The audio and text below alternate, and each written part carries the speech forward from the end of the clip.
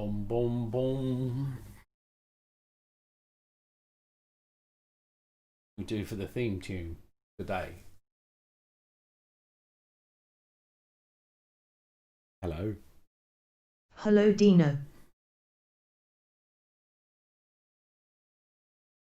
It all went wrong the other day, and the day slipped away. Raggedy bit.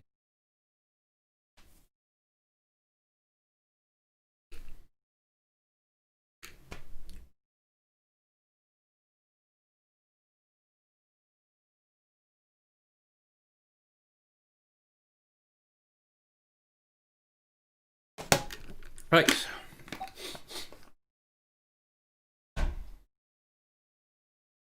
Doom, doom, doom, doom, doom.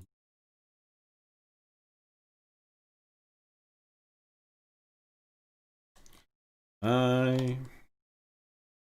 am streaming. I should probably have the link to my stream. Yo.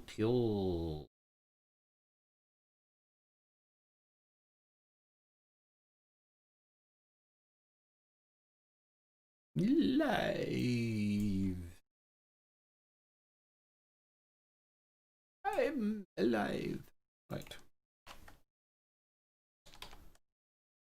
It's time. You've got to engage in the marketing campaign. Here it is.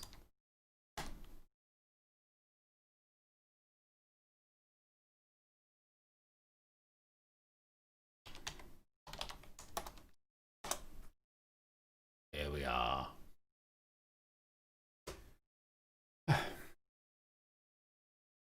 How are you all doing?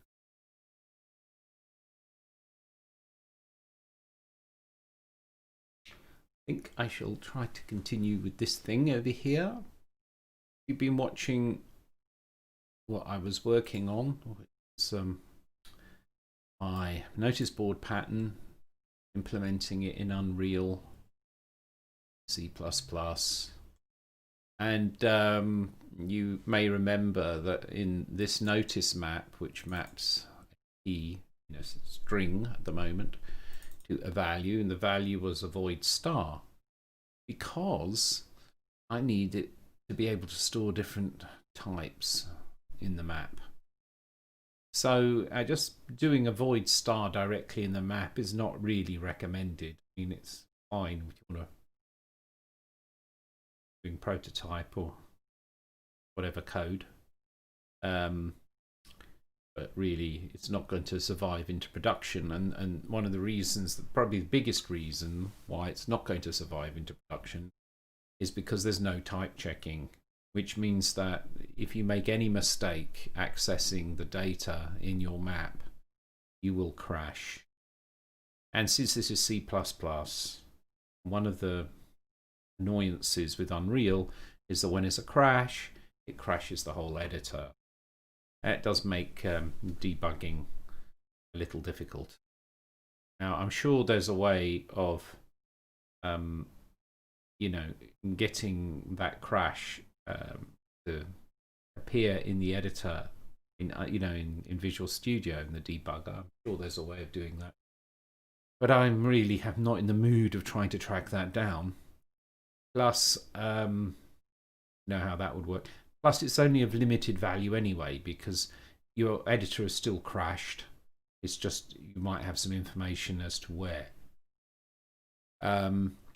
It's really not a good idea to use void pointers in that way, just nakedly, for this reason. So what I've done now is applied a pattern. So I've done this many times, this particular pattern, but this is doing it well in this way. And the class value has a void pointer, so I'm still using a void pointer. Hey there, Dirt Monkey. 666, popular number for some reason. Know why. Hi, how you doing? Mike, how you doing? Good day, all the way from Australia. yeah, so I'm still using the void pointer, because something I get on my hobby horse about is how if you look at void pointers on any of the social media, um, expertise, there's always somebody, they want to say something, they want to put out their message, and their message is the totally predictable, oh, you very rarely want to use a void pointer. Yeah, okay, whatever. Run along. You like an ice cream. It's the reality of it is that a void pointer remains the most elegant solution for certain kinds of problems. And this particular one, which is to have a data type that represents anything, is a classic use case of a void pointer.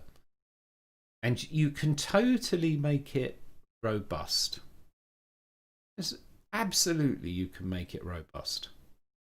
You just have to, use it properly.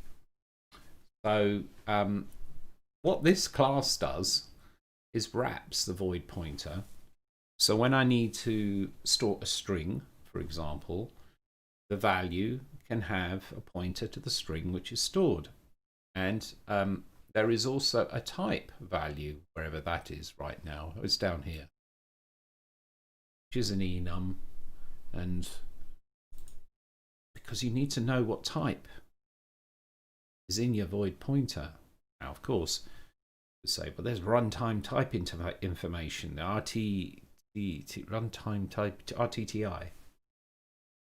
Yes. And you could make a base class, and you could derive everything from the base class, or you could just, use dynamic casting, and you can check. You don't need to use a type. Why use a type?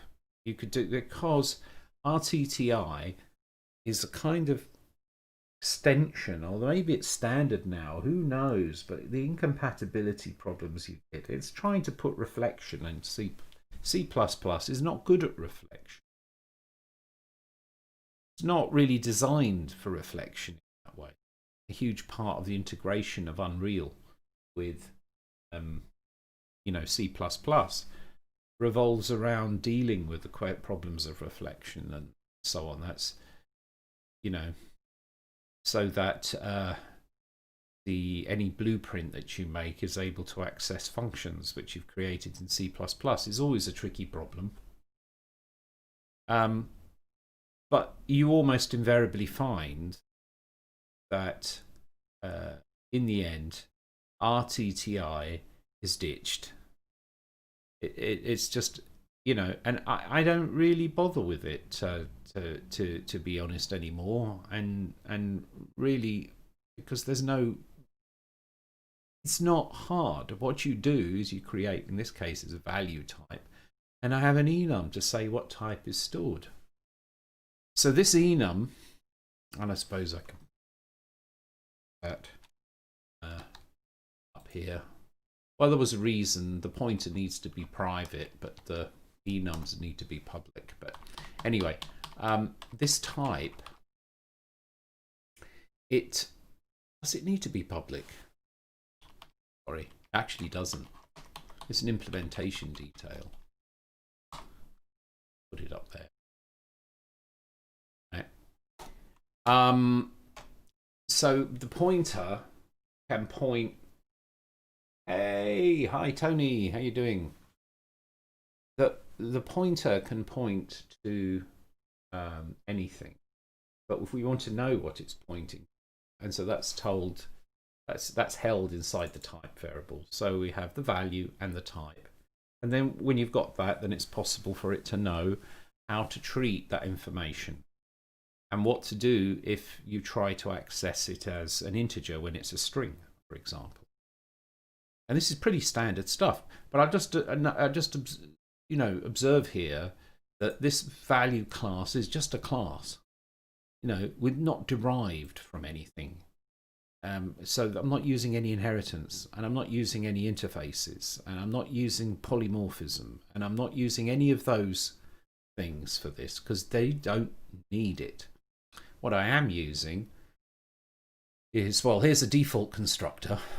I think I've implemented, yes, I have. I've implemented the rule of 3. It's basically saying if you want to use a destructor, is the destructor. Usually you use destructors to free up some thing that you've, free up something that you've allocated. Then generally that means that you are managing a resource. And if you're managing a resource, you need to implement the rule of 3. This is, by the way, where we get into the point where I'm saying C++ is a really inelegant language, and it really is an inelegant language to the extreme. It's mind-bogglingly inelegant, because why on earth should a language have this, have to invent these rules? The rule of 3, the rule of 0. If you don't implement one of these 3 things, don't implement any of them. The rule of 3, you implement a destructor, you also should implement a assignment operator and also a copy operator. Why do you need to do both? I mean, they should be the same, aren't they? Mostly, maybe. Well, I suppose you can put different variations in there, yes. But isn't it a bit... You shouldn't have to invent all these rules if the language is, elegant. Because the problem is that people forget, and that introduces bugs. So you have to keep checking. So much for compiler optimization. Saying, oh, well, we'll just leave it to the compiler, optimization. What about actually, that it doesn't introduce a bug? It's kind of like a loose end, isn't it? And it got worse because with visual, when will C++ be C++? Well, it's always, every version of C++, every 3 years it gains a plus. With C++, syntactically anyway, it's broken because C++ is syntactically incorrect, because you can logically not increment. You can only increment variables. You can't increment a temporary, which is what is what you were going to increment if you do C++. Whenever C++, just 3 of them. And it'd be C++ plus what? But I suppose you could do C++, and then you're doing C++, and then that returns C, and then you increment the return value of C. So you're not allowed. It's not what's known as an L value. You're trying to increment a right value, something that can't be incremented. Yes, I'm off on one. I mean, you could always try to do I wonder what would happen if you did minus C++. Minus C++, do you end up with C? Or does it take C and sort of add 1 to it, and then the minus will subtract on the same expression? No, you will get an error. It's kind of a shame that they don't cancel each other out. I think, but it kind of makes sense, because if you're able to say C++++, then and every time there's a new version of C++, you add a plus, then you would have C, and then you would have C++, and the next incarnation would be C+++, which would be broken, because that doesn't actually make syntactic sense. Well, you can do the next version, they fix the problems that they had, and then you end up with C++++, which would be okay. But the one after that would be broken C+++++. And so it would carry on. I'm just doing an impression of somebody who's been taking drugs, but I think I'm a bit tired, and that's it. I had a full day at work, quite a full day. Good day. I enjoyed it, but now I'm a little bit tired. We stop with the plus. I don't know. I mean, Let's undo some of that work.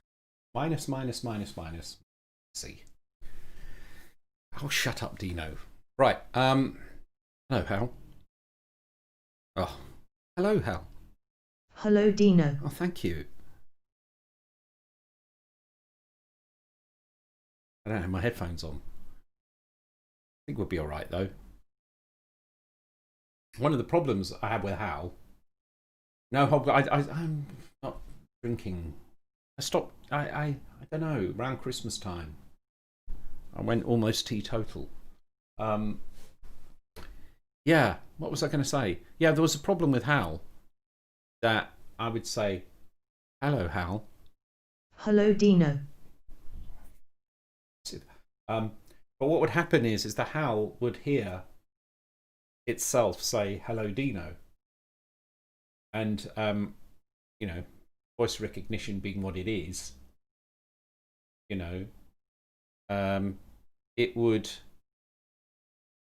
think that it was hearing "Hello, Dino," no, "Hello, Hal," right? And so it would be stuck in a loop. I find it fascinating because it's like a psychosis. Hello, Hal, I would say. It's hello, Dino, and then it hears that and thinks, and it just said, hello, Dino, hello, Dino, hello, Dino. So I did a hack because this was really annoying me. So what happens now is that when just use boost. Boost, boost, boost.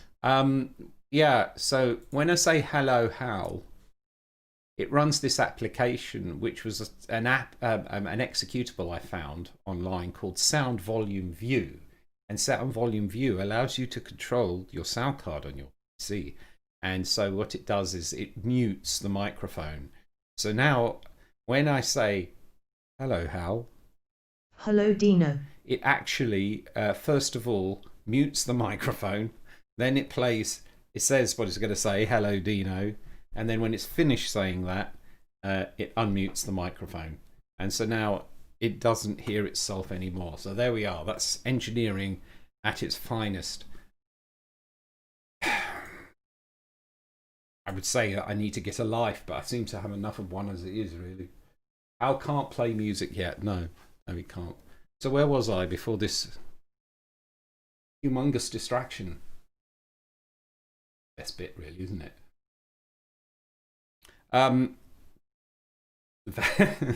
My value thing, the rule of three, right? So the rule of three, and when I said it gets worse, I was about to make it because it always get worse, but now it's the rule of five, as you need to do the move constructor and the move operator, and that I've never used it. I used it once recently because I've not been using C++ for a few years. So the whole point of the move is that it allows the command. This is hilarious. What it does is it provides a way of optimizing a class when it gets passed to,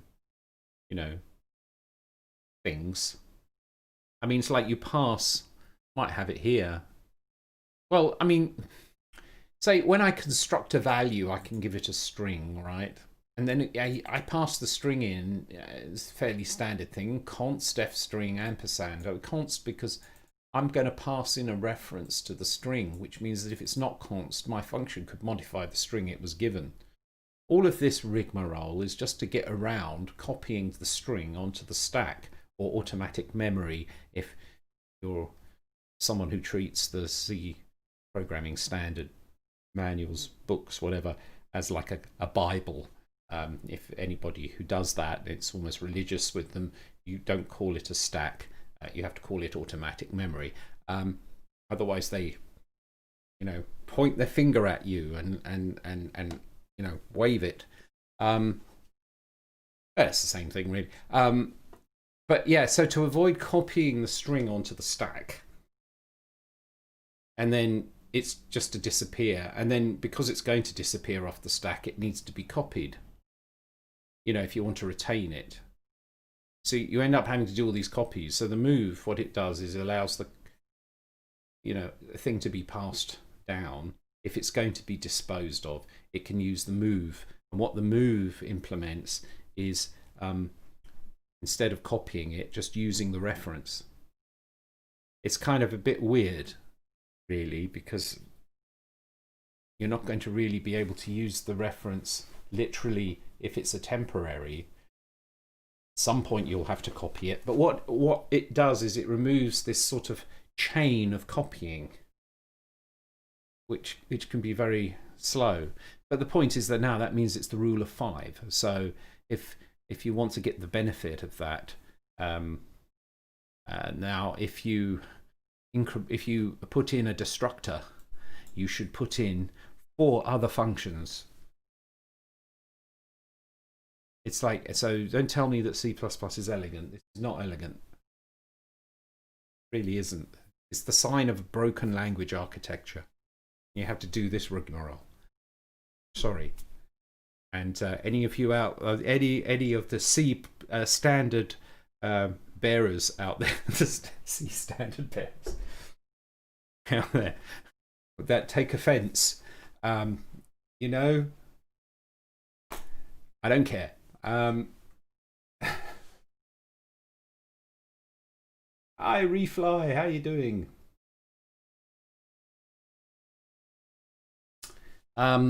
So yeah, maybe at some point I could redo the theme tunes. Night Rain appeared yesterday, although it wasn't called Night Rain. He had a theme. I quite liked it. It was sort of like Riders of the Storm kind of vibe to it, didn't it? Anyway, I digress. So the point here is this is a class that's wrapping a void pointer. I just avoid pointer. Why does my brain do that to me? Right. So here is the default constructor. So if you create a value by itself, what type is it? It doesn't have a type. So I created a type which is none. Oh man, maybe I could have called it void. Yeah, maybe not. Certainly not void lowercase. That would syntax error. But anyway, right. So none. None means that it's not defined to be anything. And then just for the sake of sanity, it also initializes the pointer to 0. If I construct one of these, value by using a string, then through function overloading, constructor overloading, this is quite nice. I can construct a value from a string, and it knows it's a string, so it sets the type to string. It sets the pointer to a copy of the string. So this means that there's a new here. In order to free that, the freeing of this is the responsibility of this value, and that's why I need a destructor. And see, it checks in the destructor if the type is string. I'll probably replace this with a switch statement later when I have more types. So it's able to figure out what to do depending on the type of this. And if it's a string, and if the pointer is set, because there it is, by default it isn't, it will delete it. And that's all great. This constructor constructs a value as an int. So yes, it has this thing, which is quite funny. I'm basically casting I'm doing C-style casts. Yes, I know that there are other kinds of casting out there, but really, honestly, I went and checked, and there's no real reason why, in this particular case, I shouldn't really use a C-style cast, since I'm doing C-style casting. And what we could do here is I want to cast V to avoid pointer. And you might ask, why is it that I just don't do that straight off? Well, I got a warning from the compiler, because it's warning me that I'm changing the number of bits, specifically integer here, It's funny that it complains about it in this direction, but integer has a certain number of bits, which is probably 32, I believe, on this architecture. It depends on your compiler and environment, really. But in this case, I believe that's 32 bits. And a long is, or it could be 60, I don't know, a long, whatever. I needed to put long because it needed to be longer, which actually might mean that an int is the same as a long. I'll leave this thing for another day. But it could be that a void pointer is 128 bits. So that's 64 and 64. Who knows? I don't know at the moment. I don't care really at this point. But if I don't put the long in there, then basically it's increasing the number of bits to get from here to here, and it gives you a warning about it. But if you do it explicitly, then it's fine. So first of all, I cast my integer to a long, which I then cast to a void pointer, and the compiler doesn't complain.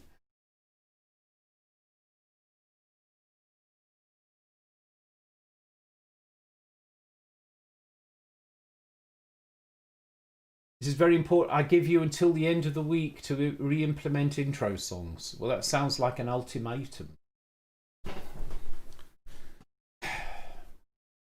Okay. I'll look into it. All right, promise. I will look into it. I promise I will look.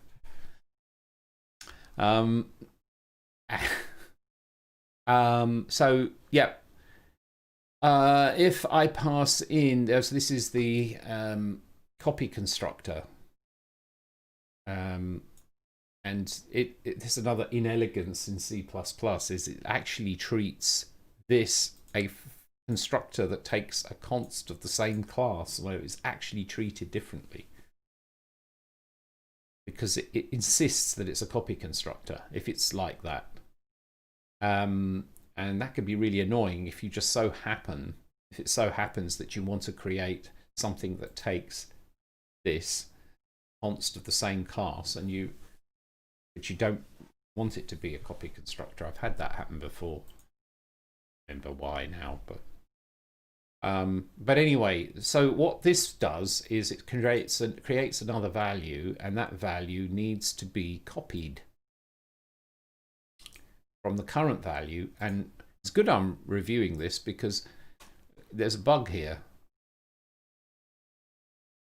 Oh, look at that.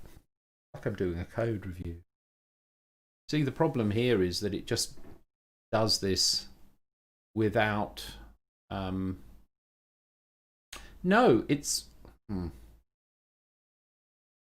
See, what I'm concerned about is that if I copy the pointer over and the type, right, but I copy the pointer over, this means that then this pointer is owned, the same pointer will be owned by two different values, and when it comes down here it could end up deleting the same one twice. That's not good. So what I need to do is copy this, but to copy it I need to actually have a function to copy it, because I need to check the type.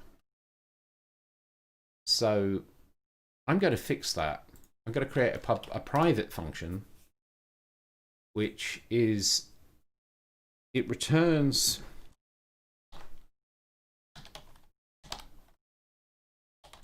a const value reference and called it copy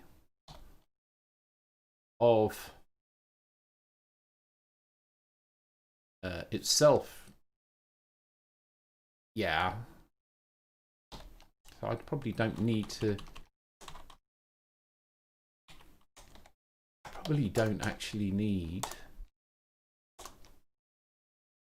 pass any arguments in, and this will implement the copying, which at the moment it was done naively, and so I had to have caught that, because that's a bit easy. That's another example of how it's so easy to write stuff that you don't see it. You don't see that problem.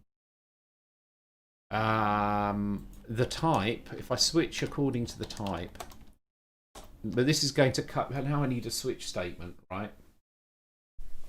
And so now my brain goes, okay, switch statements. What happens if the value doesn't exist? So if there's a case that isn't caught, I need to assert.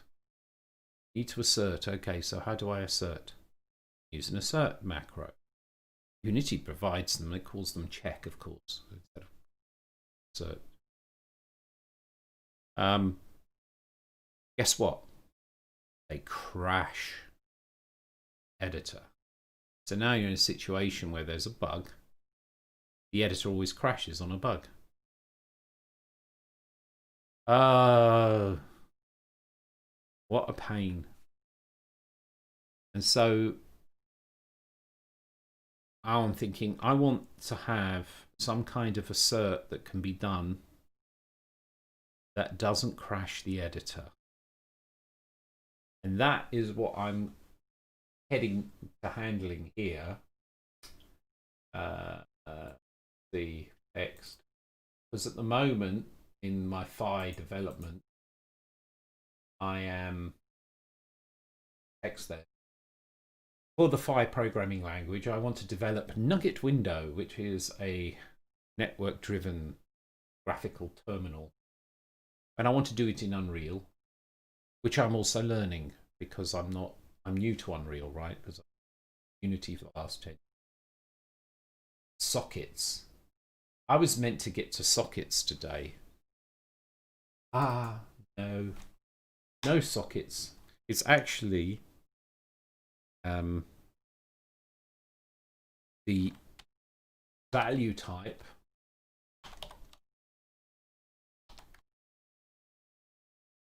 that I'm working on. And then as a sub part of value types, we now get soft asserts as my research line. This is why it takes a while to do anything, because I'm always work through all this subplots here. Because I really am not willing to accept that every time there is an assert, I have to restart Unreal. It's just too painful. And one thing you get used to using Unity is that you can have an assert in Unity and it doesn't crash the editor. Not that the editor needs any help, because it just seems to want to crash a lot anyway, traditionally. Maybe they're getting a bit better. So what I'm going to do is I'll implement this and then look at what to implement the default an assert on the default case here. So anyway, right, if the type is an integer,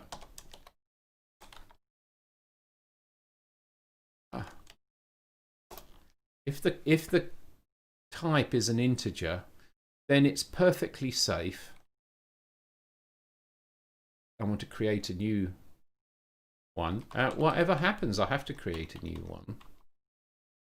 But there's going to be an assert, and I would need to free it. Well, yeah, okay, we'll do this then. I'm going to do value copy equals new value, like that. And what I'm implementing is a form of dynamic casting, I guess you could think of it, or it's similar, right? Because I'm going to check the integer. If it's an integer, I can then do copy dot. Well, why don't we copy the type as well while we're here? Copy dot type equals type, right. And we can switch on the type. For robustness, I'm going to switch on the copy. I'm working on the copy. seem to make much difference until one day later something gets inserted in between and then you don't see it. Oh, right, so copy type has been set, and if it's an integer, then integer pointer, or the copy pointer, is equal pointer, because pointer, the void pointer, is actually not really a pointer in this case, but an integer, and so that can be copied, and we're done with that case. So now we can go on to the next case, case string. Now the string case is a pain because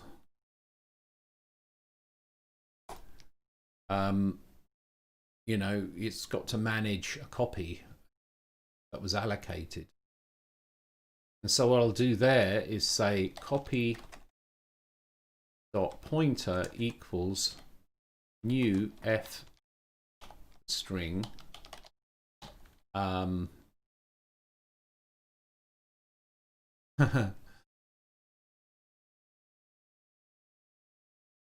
right, well I need to pass an f string. Well then I need to try to type without looking at the keyboard, and this keyboard I'm still not used to it. Pointer, right. So what that does is take my void pointer, and it's taking it on faith that it's a valid pointer, because you know it is there as a string. But so this should be good. And then, well, that's that done. And then we have the default.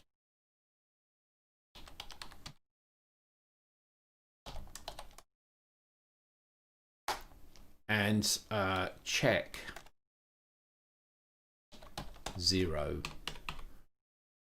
And that, I'll show you a little trick. Check 0 is a macro.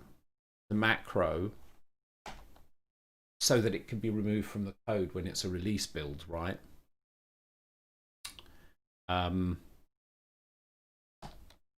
But you can do this. Unhandled type.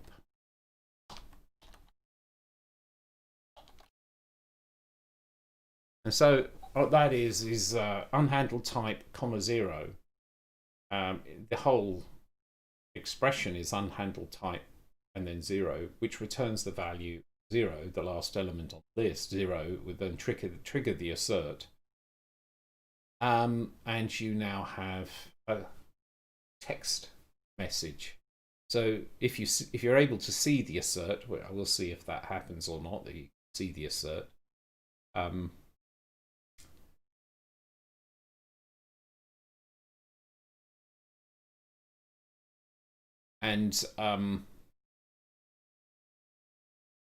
So this way, if you are able to see it, then you can actually get some kind of message coming from there. But anyway, that's a very old trick on asserts. So there we are. So that little mess there will copy anything, and then I can just reuse it here, I hope. So if I am using a copy constructor,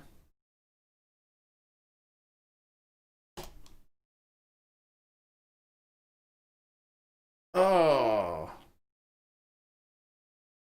yeah, I did that. Problem here is that I want to copy to the this, and this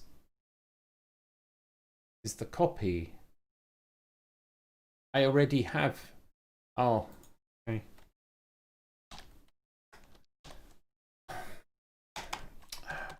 Yes, actually, right, copy from yeah, I'm gonna have to turn this around. I really got backwards, so I need to const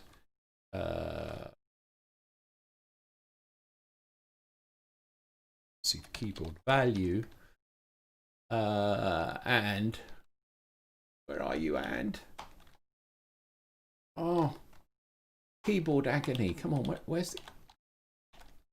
I couldn't quite reach. Right, constant value and V. There is no need for me to do that because I'm usually using this in the within the class itself. Type needs to be V type.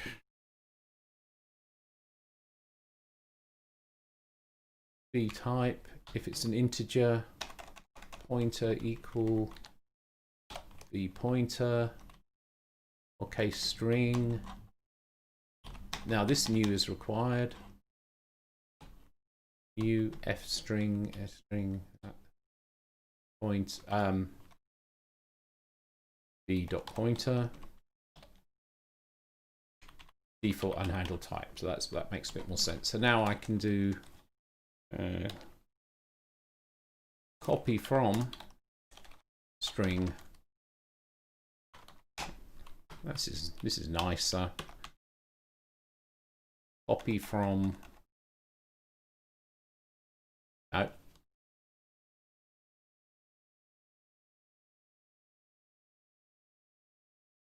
No, I can't do that. What am I talking about? Because I have to copy from a value.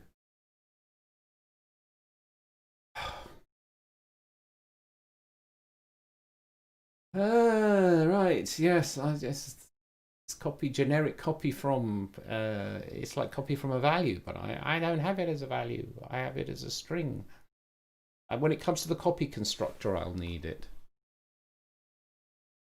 So yeah. So this one stays the same. This is fine. I don't need to do anything to that. That was just convert a string to a value. Make a copy of the string set to the right. Convert an integer to a value. That's absolutely fine. Here's a copy constructor. Let's just copy a value to a value, and for that I can do copy from the. There we are. That was its purpose. That's better.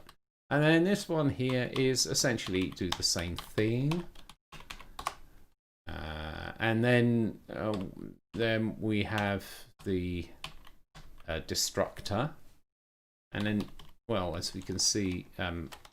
This if statement is a bit nasty. What I'm going to do is, especially when we get more, I might as well just deal with this now. So we can switch according to the type, and if the case is string,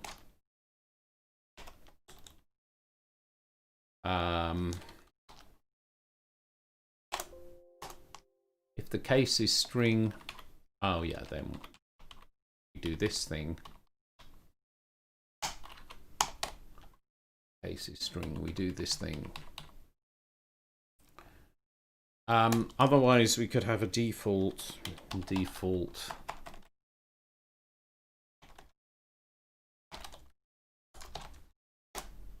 and we can put our assert in there.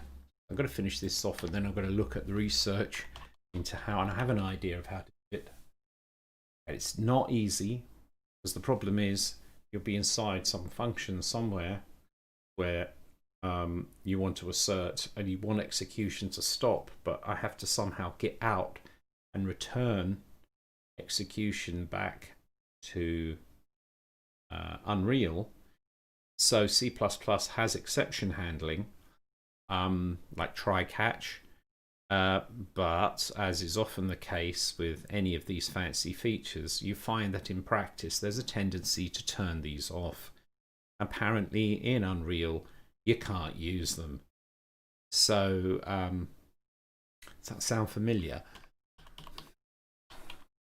So then what you can do, I'm hoping to do, is to use the good old-fashioned set jump long jump. If any function which is called from blueprints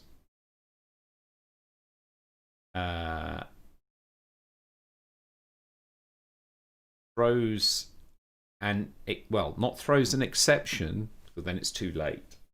But if I have an assert that can catch an error, then I should be able to do a long jump back into the function that's the hook function next to blueprint, so that execution in blueprints can continue. And in this way, you have an assert that does not cause Unreal to crash. And funny thing is that could be, if this works, that could be implemented, could have been implemented internally in the engine, so that you would have a particular kind of assert. Maybe it is actually. I just didn't find it in my attempts to search the internet for the documentation, right? But even if it's there, it's kind of nice exercise to do it yourself. But I suspect it isn't. But it's one of those things that is a little touch that you could add, which probably wouldn't be that hard to do, but would actually boost productivity tremendously. So I'm going to try and do that. But right now, if this encounters for some reason a type which it doesn't know about and hasn't been implemented yet, it's going to do this assert here. I think that's good, but we'll see. What error have we got? Have you got for me, compiler? I'm sure you've got a whole bunch of them. Oh, one. That isn't bad. It didn't like this expression. Cannot convert argument 1 from string star to const string and... Oh. Yeah, Dino. What are you doing? Yeah, what you have to do is put a star in front of there, because this converts the void pointer to... Where's the star? Right, it converts a void pointer to a pointer to an f string. Uses the star at the beginning to dereference this, or reference it. Always confusing.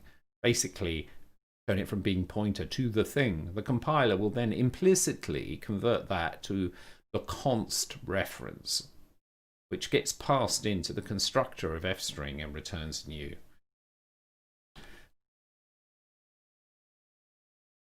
Are you happy now? Oh, one error. And I have no idea if this will work. Probably everything will go wrong now. I don't know. Let's have a look at the blueprint. I'm going to try and run this, and it's probably going to crash. Well, it's good so far. If I click on this window and I press the space bar, what should happen is I should get a count in the logs. Instead, I get a crash. That wasn't long before we got a crash. Funny good thing, something learned here. It does print the message. Assertion failed, unhandled type. I don't know if you can see that, but it actually says assertion failed, unhandled type 0. And if I'm really lucky, it'll give a file and line number. It does. What a joy. File line numbers. Wonderful things. Until you're developing on mobile, on Unity, and it converts all your code using AL2 to CPP and strips out the line number and file information, so that when you have a crash on mobile, on Unity, you can't tell where it happened.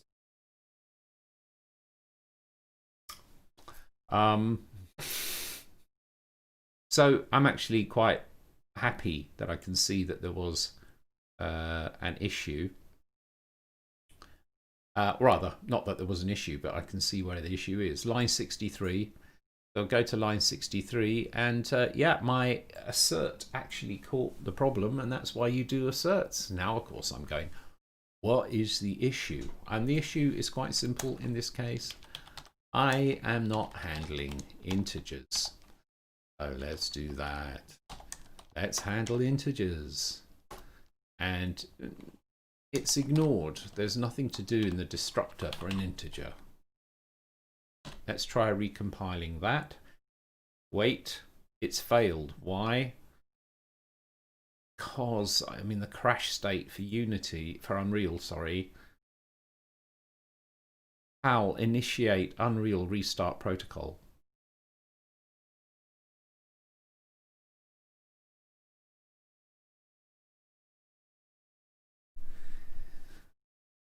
You're on the ball, Hal.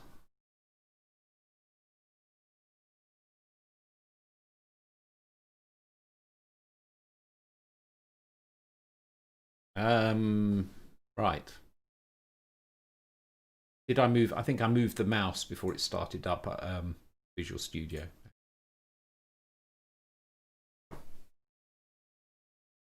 Because I have to restart. You have to restart the editor and you have to restart Visual Studio to be sure that your changes will be incorporated next time. And, well, let's go. Let's try again. I'm going to open up my thing. What us game developers do all day is we open things and we look at loading bars and wait for things to start, and that's what we spend most of the day doing.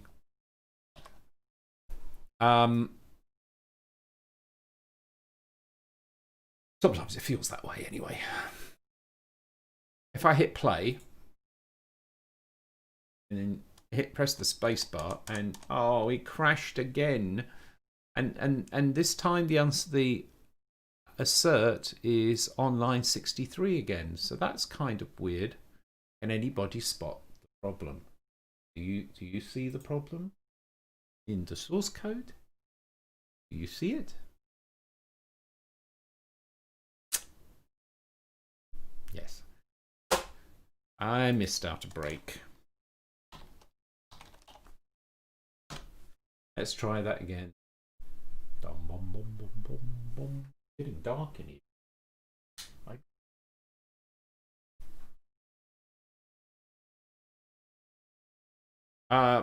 Did we just have a crash? We did. Yes.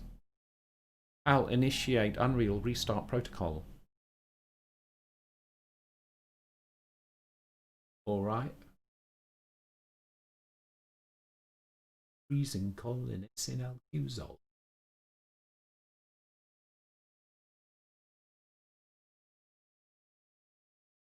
If you're Italian, you might get that reference.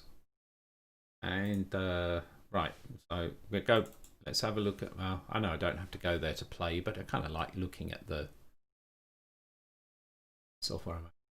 Try this. Right, I hit play. I go into the window, and I press the and now it's working.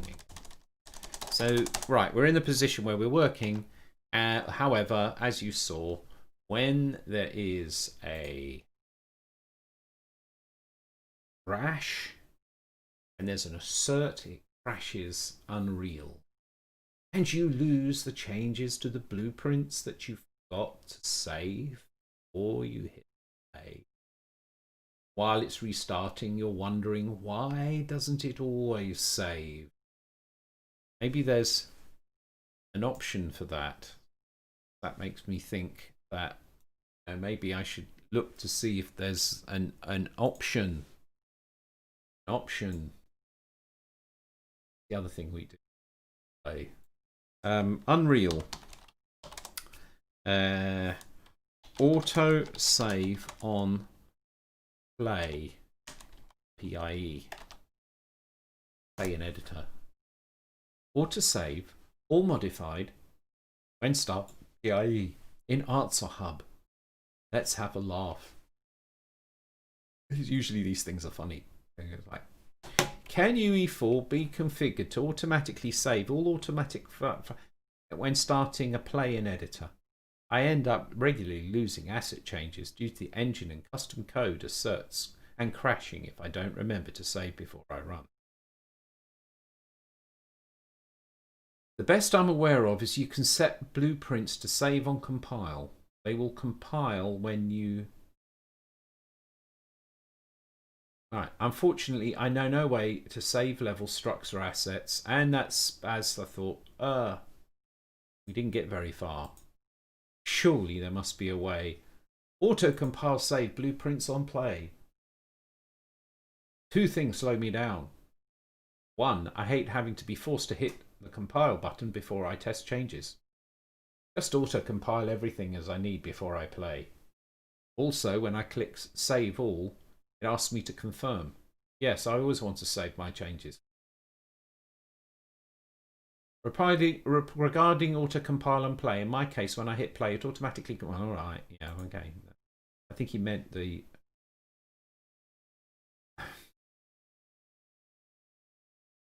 source code. Saving and loading your game. Auto save all modified files. When can you? No, right. It looks like. Well, I'm. How to disable the annoying autosave feature. Probably annoying if it takes time, right? Unreal save game. 10 things you didn't know you can do. I'm off the first page. At this point I go, meh. Really annoying because I lose time because of that. So I wonder.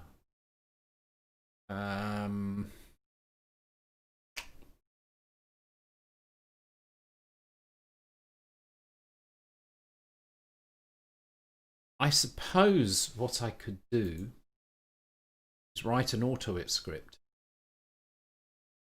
to save and play. Play is done by Alt-P. You know what? It'll only take something. I should go and carry on doing what I'm working on. But you know, you always, when you think of these things, you just deal with them and do them. Then I'm going to get the benefit of it from now on. I like that idea. Scripts. Let's create a new script. AutoIt 3 script. This one is going to be save all and play. Maybe I'll put the word Unreal in front. Unreal, save all and play. So then we go to that, and if I double click on it, it'll open it up in AutoIt's editor. And then I already have an AutoIt script. If I open up that as well, this was restart Unreal. This is the script that. This script is the one that restarts Unreal. Now, what I want to get from this is I want that line.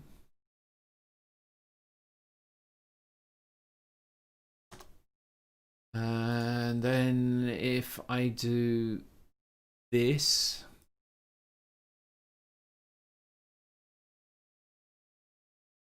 when I run this, it's going to activate Unreal's main window. I can hit F5 and test that. Hello. I did the wrong command. Control break.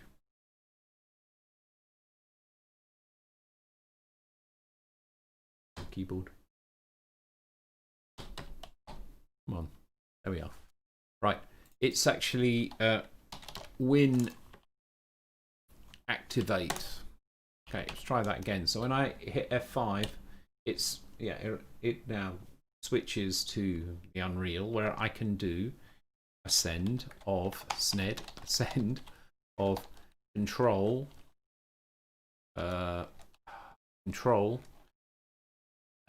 shift S. The keyboard. I keep using this as an English keyboard. So this will select the window and so I do a save all. Let's test if that actually does save. There should be a star there. Why don't I see it? Weird. Very weird. Oh, it's the stars there. Okay. So if I run this script, and yes, it did actually save. Incredible stuff, isn't it? Like, wow. Sleep, 200 milliseconds. I'm going to wait a little bit before I try to then do the next bit, which was Alt-P, wasn't it? Is that what I need to play this? Alt-P? So we can do the thing Alt-P or exclamation mark P. And let's try that. So this should save all and play. Look at that. And now, instead of hitting play every time, I can just execute that. Or I could ask Hal to do it. You know what? I'm going to ask Hal to do it. Why not? I mean, you've got to have a bit of fun. Got to be a bit of fun when you're having fun. So, Hal seems to be working at the moment. Right, don't you? Hal thought I said horses to be working at the moment. Okay, we've got to work those horses. We really do.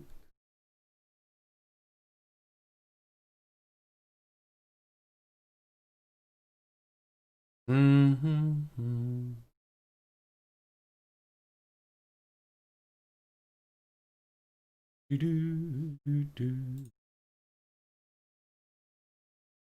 Philosophy. Dino, what are your thoughts on relativism? Is reality relative? Or do we live in our own reality?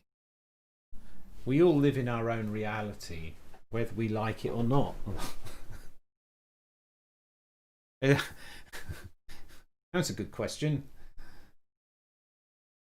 Since it's impossible for us to communicate the reality that we experience as experience, I cannot convey my experience of reality to anybody. The only thing I can do is use language to sort of try and describe my reality. So if it's not actually possible to transfer that reality from one person to another, then logically we all live in our own reality. By definition. That makes some kind of sense. It makes sense in my reality. So, right. I was about to try. I was actually checking to see if things are still running okay. Right. Where are you, Hal? Oh, you're here. Okay. So what I'm going to do is add a new command to Hal, which is what make this command? You know, what command shall I use? Engage.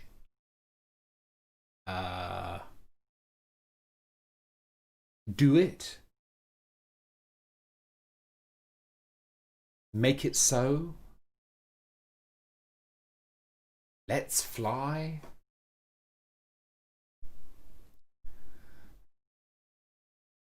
The agony of choice. Make it so. All right. So when make it so is said, then what we can do is run an application. And before I run the application, I should also go into auto it and hit F7. This will compile it to an executable. Otherwise, it just appeared. Otherwise, I am not going to have an executable to run, and that would be embarrassing. We go to documents, and then scripts, and where did I put it? Unreal, save all and play. And done. That's it. And now make it so. The power. So it's running fine. And then when I go over here and right, so back to the question about asserts, because I really want to figure out an assert that is a soft assert. Doesn't cause a crash. So in order to do this, I need to use, I'm going to try using set jump, long jump.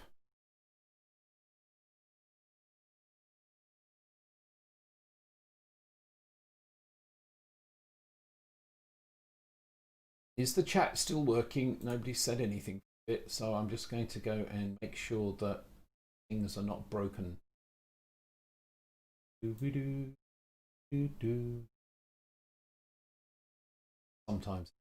it says I'm live.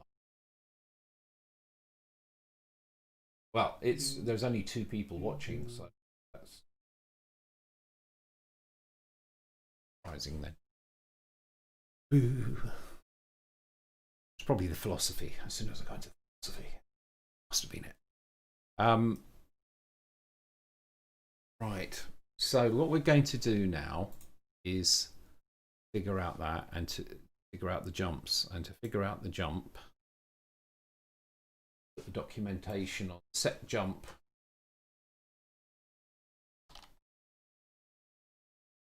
Long jump.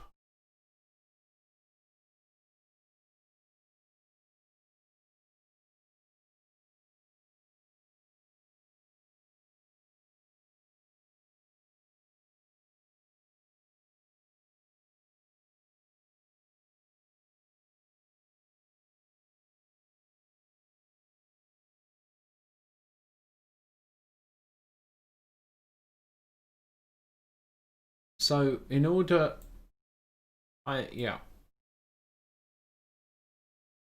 it's not easy. It doesn't. You're not going to get it automatically. I don't think there's sort of an automatic way of creating this thing.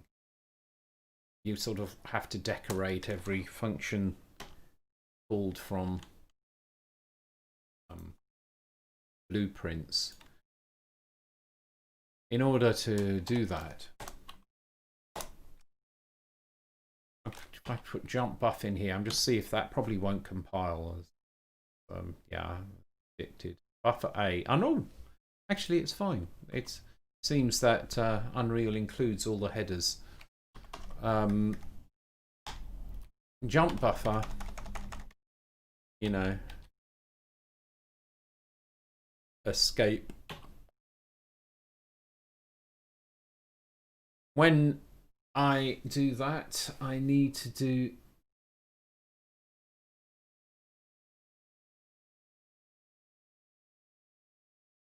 set jump. And do a long jump.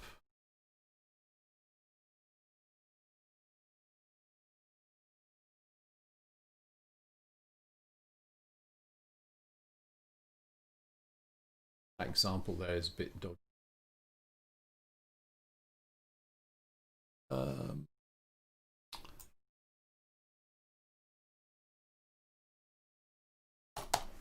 It's a long time since I've used set jump, long jump.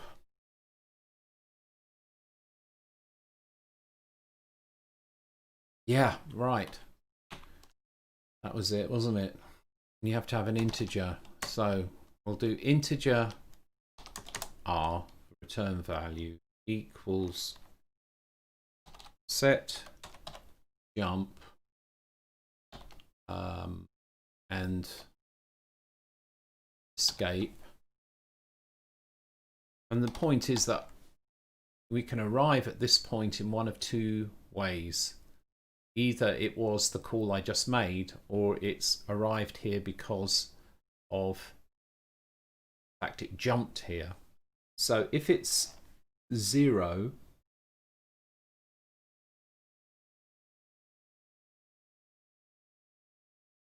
right, if r is equal 0, well, we can say if not r, then everything is fine.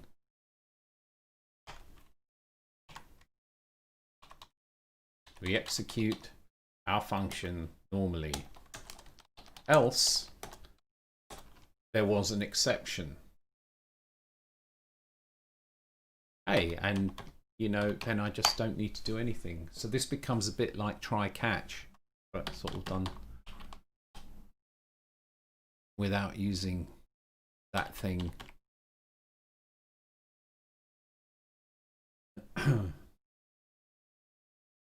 Good evening, Michael. How you doing? It was a bit quiet on the chat. Thanks for the message. Good evening. I am just trying to create a soft assert.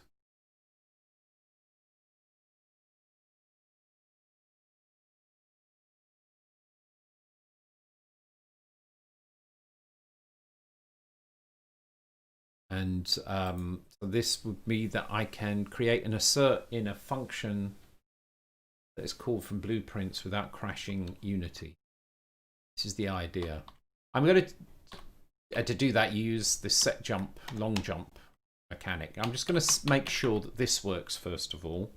Doesn't cause any crash. It shouldn't change the behavior of anything at all. So let's just try that.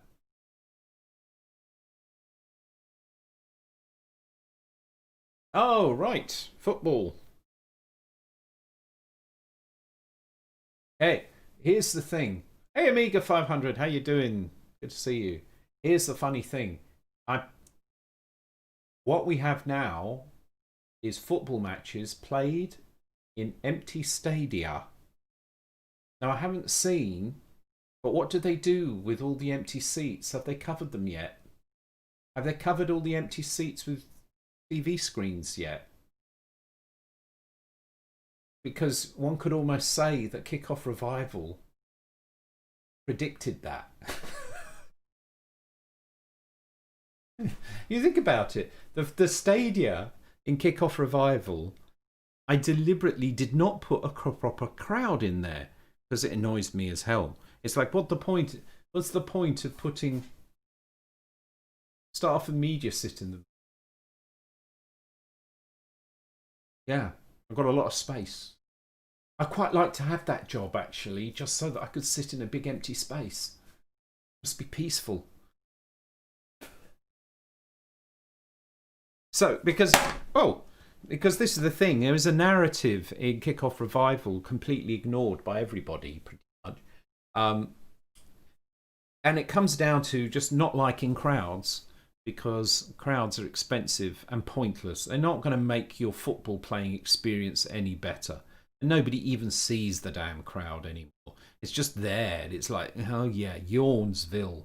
So that's why the crowd was deliberately replaced with screens.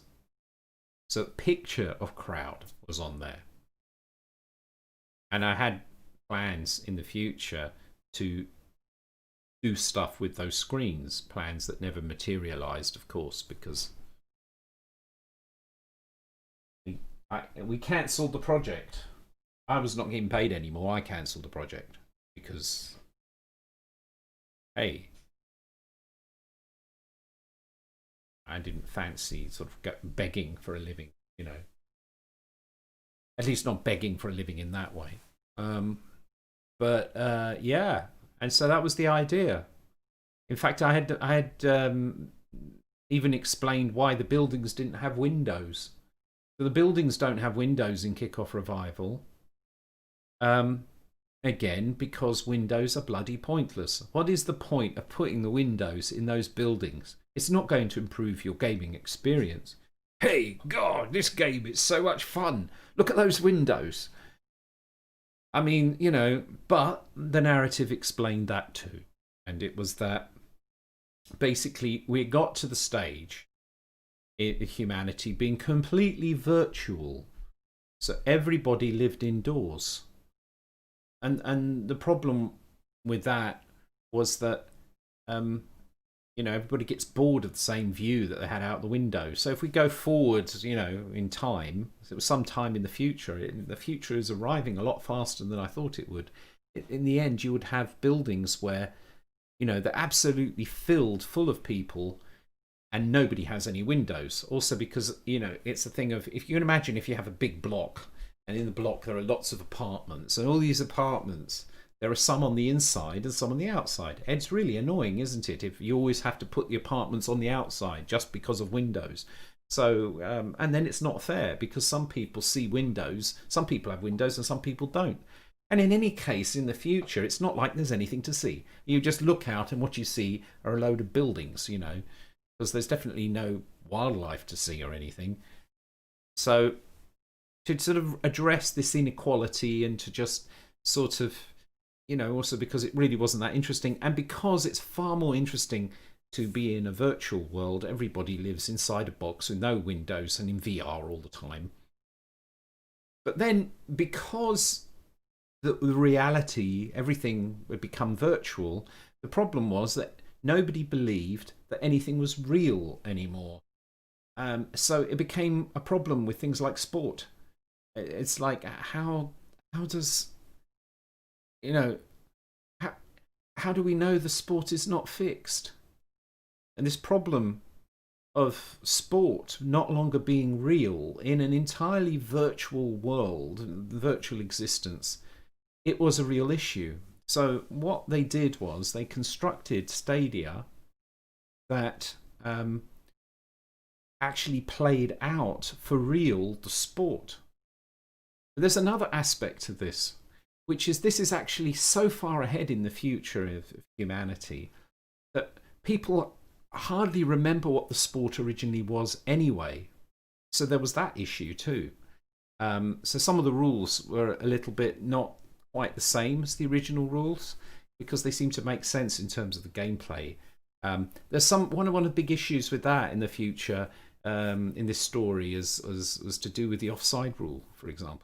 It's like nobody really is so long ago in the past in this setting of this story that nobody really remembers what the offside rule really was. So this is why in Kickoff Revival some of the rules are a little bit different to actual real football. So it all makes sense. And the other problem is that nobody was actually able to play football anymore. I mean, because everybody's sort of withered because they just live their existence in boxes and they don't really exercise properly anymore. A bit like on that, what was that film? Wall-E, you know. I mean, so yeah. So one of the things that resulted from this is that they created actual robots to actually play the football. So and the other side of that is they all look the same. So that is why in Kickoff Revival every player looks the same. But from the designer point of view, it's also the point. You can go through an awful lot of effort to make every player look a little bit different, and it was my plan to introduce that eventually. Whatever. But in the end, does it really matter to the core experience? So there you go. And even the sound effect of the ball hitting the post is like it's really loud. It's really loud, isn't it? It's like dong. Well, that's actually because the goalposts are not actually real. They're holograms. This actually explains why the goalkeeper can completely run through them. In fact, the players would all run through them. There was no collision detection between the players and the actual goalposts because really, does that really affect your quality of your experience and you're playing football? But in the story, the problem was that when they tried to use real goalposts, the robots just were, breaking themselves, sort of colliding with the netting, getting tangled in the netting and smashing themselves to pieces against the post. So, I mean, this was not ideal. So they replaced the physical thing with a hologram.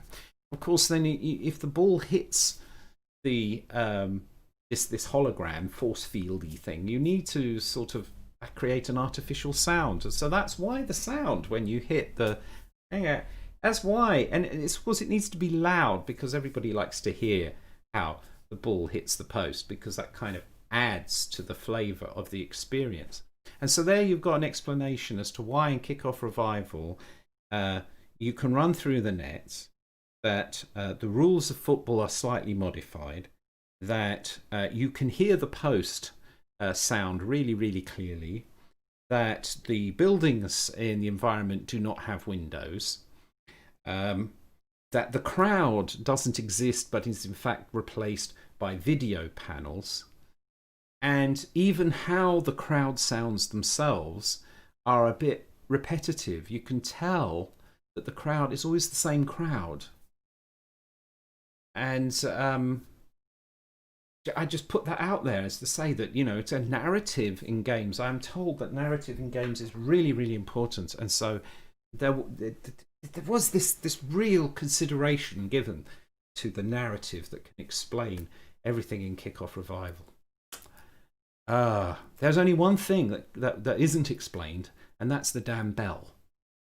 Because if in Kickoff Revival you kick the ball down the tunnel the players run out of, if you get it just right, you can ring a bell.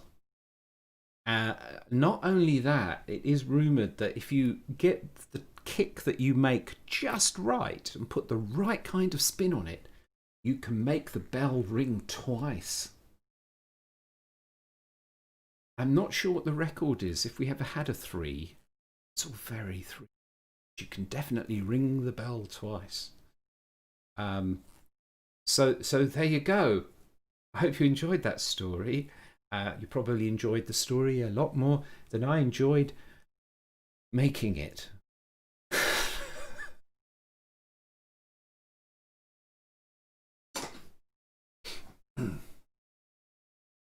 Oh dear. I enjoyed that. I used to tell that a lot. The stream, I don't know if you remember.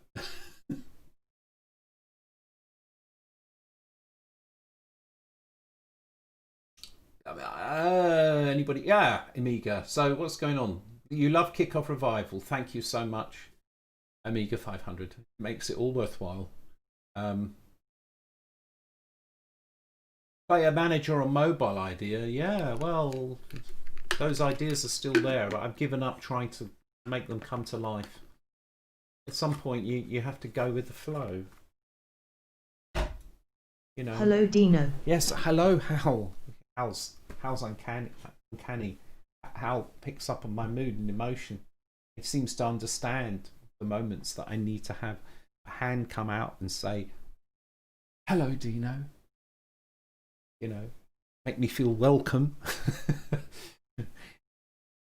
Is it very important to a guy who often feels like people slam the door in his face? You know, just look what happened when I released Kickoff Revival.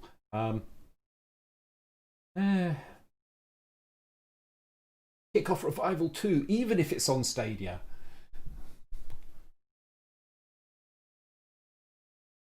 Everybody in the Matrix. Is the canon of KR written down anywhere? No, it's never been written down anywhere. But if somebody would like to help me expand the story, sometimes I look for people to help me with, you know, writing a book. And I reach out to them and say, "Hey, hello." And slam the door in my face. Yeah. There was a writer I quite admired who wrote a book that I really liked. I tracked them down. Rather curt. He must have been a sensible soccer fan.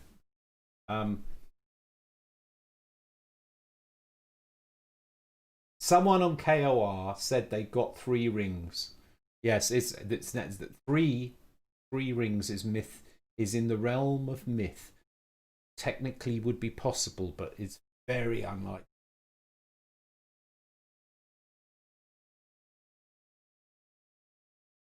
A new version of, if you know, I would consider doing that if I had money enough to actually spend it. I would spend it on getting somebody to make a new version of. I would do things like that. I really would. I don't know if I've got the strength to write another version of Kickoff. I'm done. I'm done with it. I mean, it's really, really hard. I have tried to sort of regalvanize myself, but you know, yeah, I think I have to move on to other things because it broke me. But if I had the money, I would, yeah, I'd pay for the development of it on there. I think it would be cool. It would be cool. And I'm trying to rebuild, trying to restore an Acorn System 1 I bought off eBay. Had a broken digit, the display and the keyboard wasn't working very well. And then an Acorn Atom. I have this. I don't have an REST, but what I'd like to do is also have the space to put out a little collection of all the computers I have ever programmed. That would be. I have two Hewlett Packard 9825s I picked off eBay. I haven't dared turn them on. The Hewlett Packard 9825 is the first computer that I ever programmed, and because my father had one at his work, and I was allowed to go there once and work on this Hewlett Packard 9825, and I made noughts and crosses and it had a pen plotter. So actually, I don't have to get a pen. Anyway, yeah, I keep the only way that it would happen that I would get to do. I think I would do another one would be if I had a chunk of money and I could have a team and build it as a team. But I'm not going to get a chunk of money to make a football game. It's not going to happen. And especially after Kickoff Revival, I mean, any credibility, not because of there being anything wrong with Kickoff Revival, in my opinion. It's just there was, poor old us with virtually no budget, and really limited resources for PR, coming up against the full might of the gamer culture police. But nobody pays any attention to the reasons. Nobody cares about why things turn out the way that they turn out. All they do is they look at the Metacritic, and that's it forever. So in a way, the gamer culture police managed to do what they wanted to do. They wanted to destroy me, and they succeeded because it's impossible now. I go and talk to somebody. I remember talking to somebody about it, and there's the first thing they looked at, and they look at the Metacritic reviews thing, and that's it.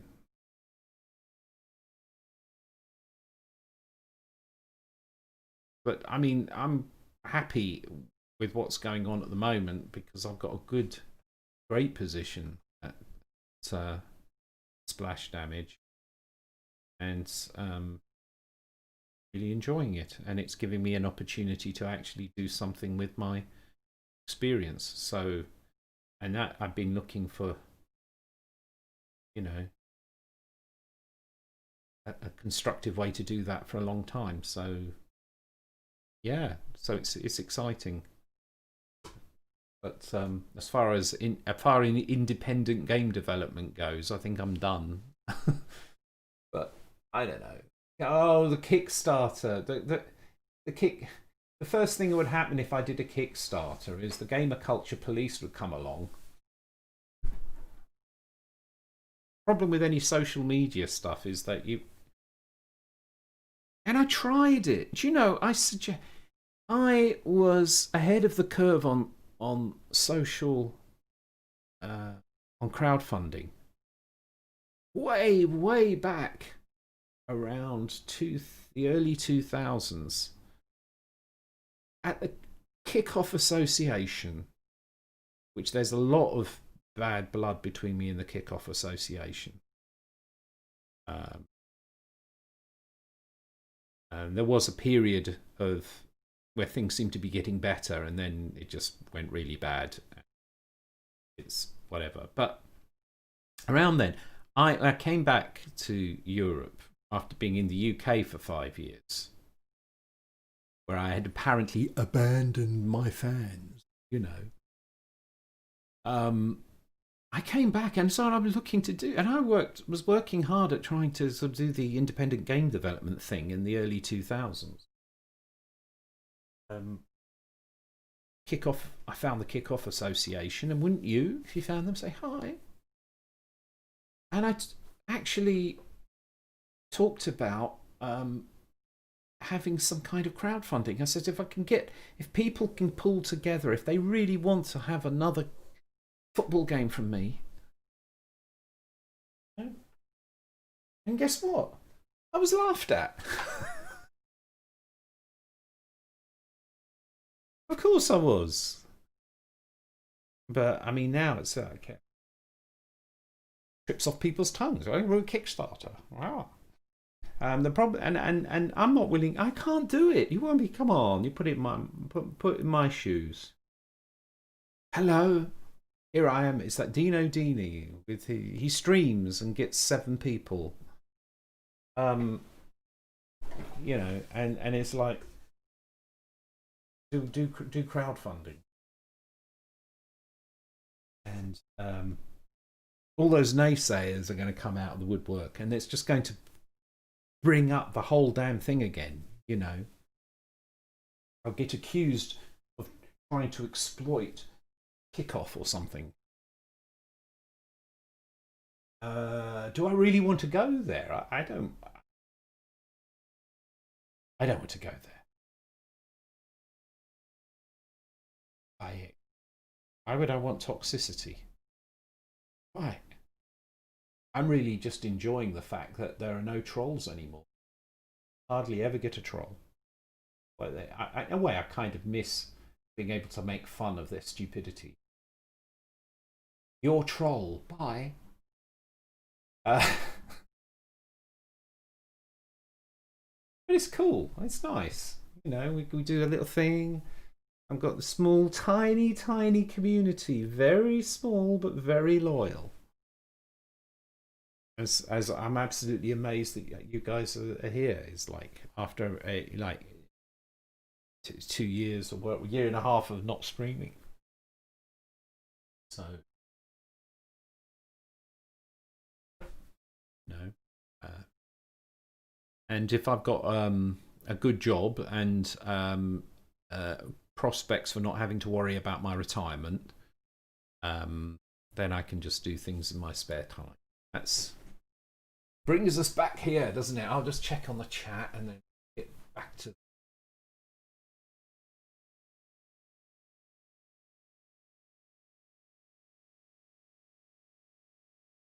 To many, I'm the Miyamoto football game. Oh, those days are over. Thank you, but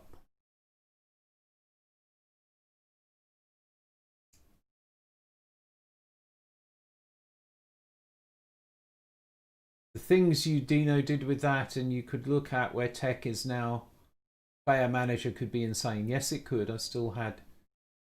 I had the dream of doing a player manager too. That will be the big regret on my deathbed. Will be that I never got to do a sequel. I've been and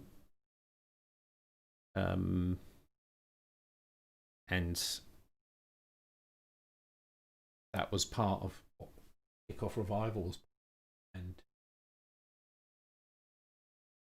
no Kickstarter.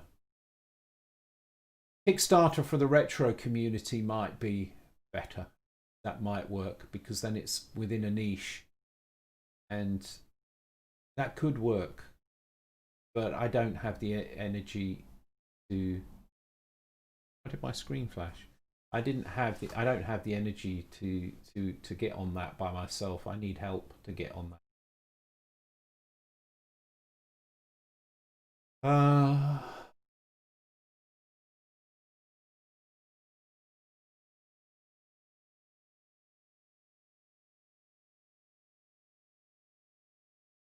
Yeah, but Michael, just remember that if you ever do anything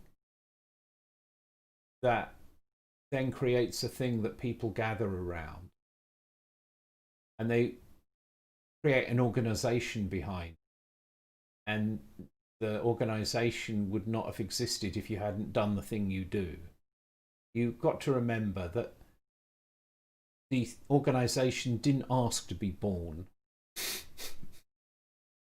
It's like having a kid, you know, one that resents that you created it. Because the one thing that people really hate is to feel like they owe somebody something, and they get mad. And it's a theory I've got, but it's like I do wonder whether sometimes people are motivated by their own inner guilt. It's, in a way, people do what they do so they can live with themselves, and it really doesn't matter how they balance the books. to ensure that they can live with themselves, right? And this results in very irrational behavior. Let's put it like.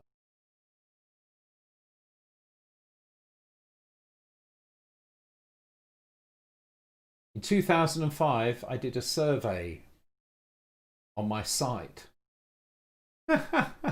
Good thing, Mike. Yes, it was me attempting to do marketing for me to try and get some attention and traction so that I could make more games. But every attempt that I did with that, there were people just saying I was just trying to exploit. Sad. It's really sad. It was like we've got over that now. There's sort of different phases that we go through, but there was a phase. Now we don't think about it because everybody's taking selfies and publishing things about themselves, and we're very. And I don't think it's vain though. I think it's just people trying to reach out and connect to other people. But we don't frown upon it because everybody does it, right? But if you go back 10, 15 years, it or more, it was when social media started to become, with forums and started to become a thing, it was very important that everybody try and pretend that they didn't have an ego. They would have competitions basically between each other to prove who had the lowest ego. It was like, and in part that's what fueled a lot of the flame wars, really. And so then anybody who was going there saying, I would like to let you know about my idea here. Maybe you're interested. Maybe you want to join in. Maybe you want to, think, I really would like to sort of make another video game. And it's sort of like frowned upon as though, what? It's that weird thing. It's like, how do you do that? How do you do anything to improve your profile, your visibility, but you have to do it in a way where you're pretending you're not. The ultimate, it still exists now, but I think it was even worse then. The ultimate one of that was the reviewer reviewing some other game, who proclaimed that he had done hundreds of unbiased reviews, and it's like, dude, your reviews are an opinion. You're playing a game where you're pretending as though your ego is not, you're doing this as a service and your ego's got nothing to do with it. But in actual fact, it really is all about your ego. Oh, and by the way, that you're getting mad at me because I am pointing this out is proof. Nuts.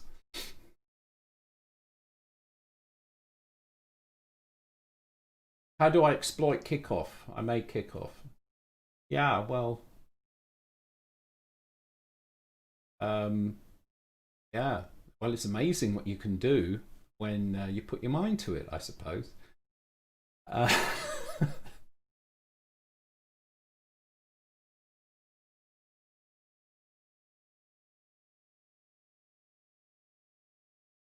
Yeah, well, what can I say?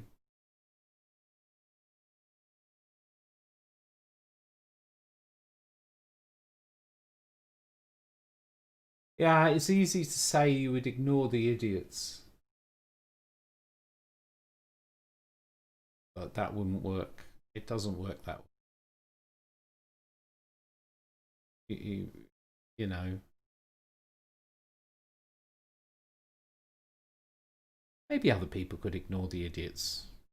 But if I was the kind of person who could ignore the idiots, I probably wouldn't have made the game. Because I need to care about what people think. How do you think it is that I made a game that a very large number of people found addictive? How did I do that? Well, it means that I have a certain sensitivity to something. that sensitivity is something that I think all designers that are successful in creating an experience that they can successfully share with other people, they all have that. I cannot invent an experience and share it with you unless I understand you in some way.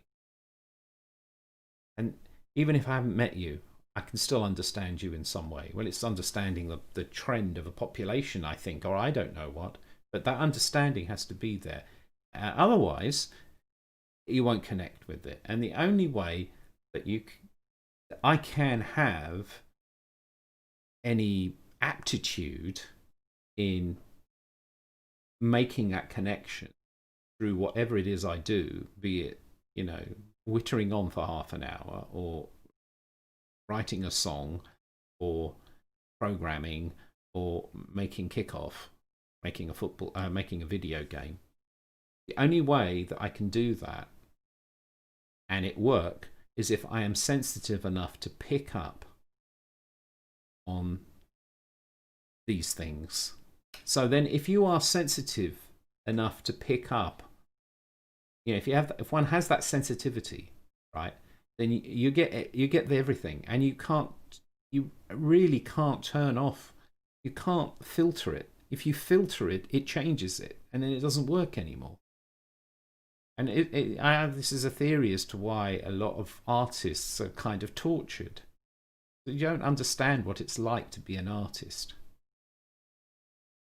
in the sense of to be able to see things and notice things in the world and then catch them. That's what you do. It's exactly the same with something like kickoff. Football game, okay, but look beyond the football game. Look at what's actually going on. And you dissect it, and then you sort of figure out what you can pluck out, and how you can marry it up to the technical constraints. But in the end, what you're doing is grasping hold of the things that matter, the things that are meaningful. And all artists do that. But it's like a flood. You see all the things that you want to keep. You see all the horrible stuff too.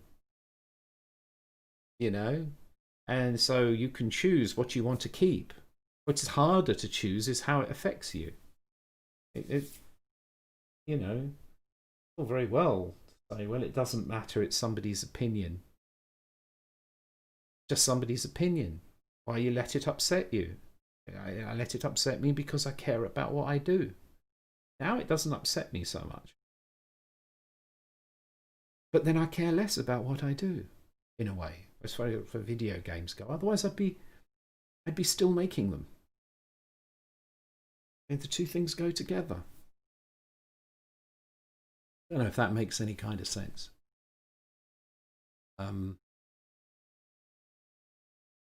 But maybe there are superhumans, or I'm wrong, and it is entirely possible to just have one side of the wave.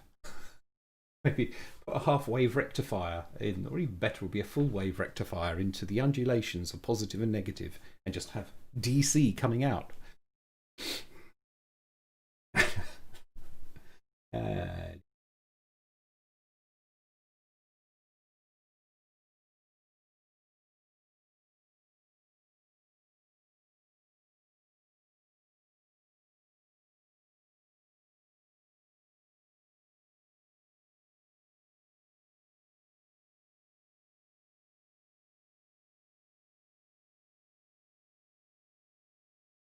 Yeah, focus on the game. What I'll say is this. It's an interesting story. I certainly don't have an uninteresting one.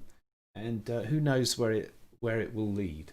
And the only thing I can do is live each day as it comes. And have that banged into me enough. And if it's meant to be, it's meant to be. If it isn't meant to be, it isn't meant to be. I'm absolutely fine with it either way. I do not owe the world another football game. And nor do football games owe me a chance to make another one. Same thing with everything else. You know? So there we go. But meanwhile, back at the ranch,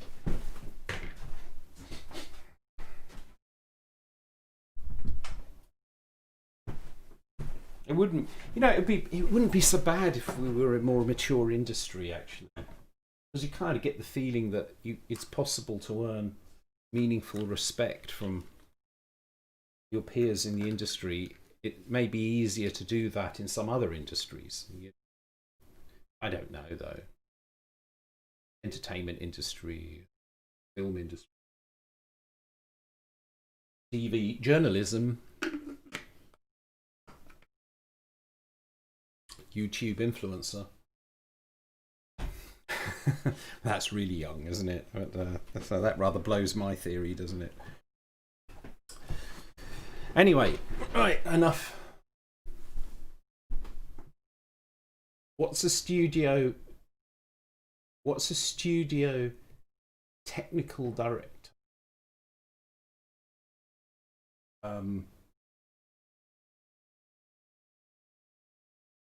Well, you can have project technical directors. So they're like senior people who are concerned with the technical matters on a particular project. So I guess a studio technical director might do similar things, but not necessarily be tied down to one. Might be a good guess, but ultimately,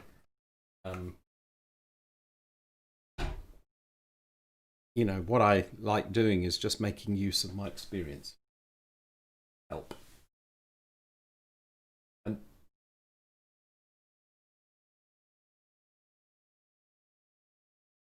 yeah, well, yeah. The industry is an interesting conundrum. Sure. Anyway, right, enough of that. I should probably get back to looking at this. So what I'm looking at is I want to do this. I want to be able to have a soft assert. It's really important, I think. Make it so. That did not crash.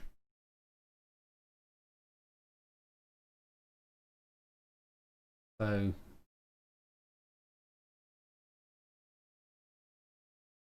that's good. Now, inside here, after this set jump, if I can't use check, but what I can do is do a long jump, right? So I can, in here, I can go long jump.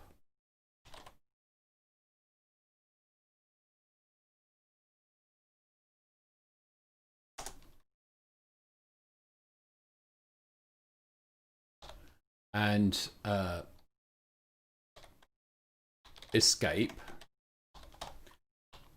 And so this is, I'll put that in a macro later.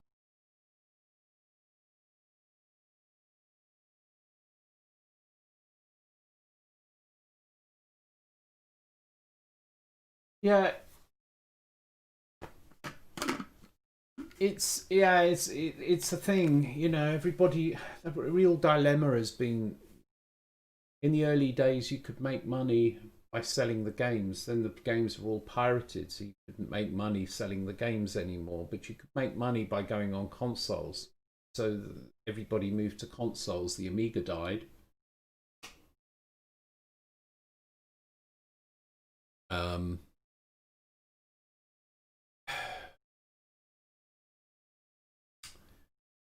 But it's always been about trying to make money. But then, as you know, in the whole period of PlayStation 2, and it was quite brutal, because a very small percentage of games would make a profit, which means that most games are making a loss. So there's always been an issue. How do you make games? Well, this continued in with the PlayStation 2. It's not entirely a coincidence that the industry suffered a kind of crash in the 2000s, and certainly independent game development became non-existent. The only thing that brought that back to life was the App Store. But the problem there was that the premium model was a harder sell. You could go with the freemium, free-to-play stuff. And you go into the free-to-play stuff, you're going to get a lot higher, a lot more players. And so increasingly it seems that that's the direction the industry is going, and that premium is less of a thing. But the problem is that this creates a perception in the mind of the audience that video games are cheap. This happens at the same time that the AAA, and this has been going on for ages, that the games are becoming more and more expensive to make. So we've got now AAA titles, the real blockbusters. They cost an insane amount to make.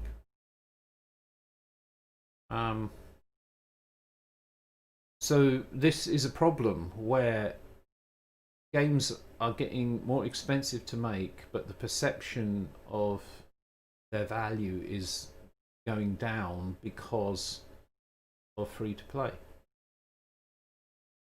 The audience are not,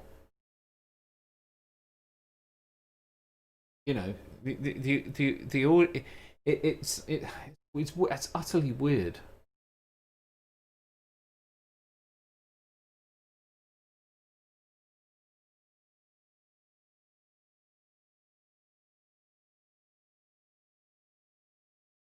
So anyway, they have no choice. That's the point, to put the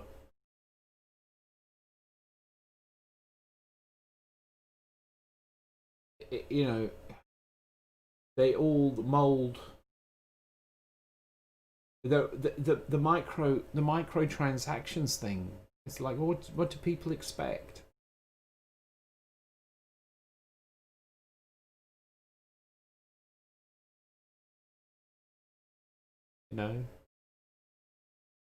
It's tough to make a game that pays to make it.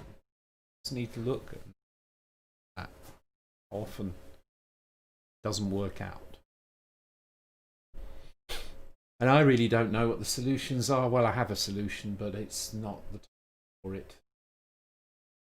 I'm gonna have to wait a long time before that idea would become viable.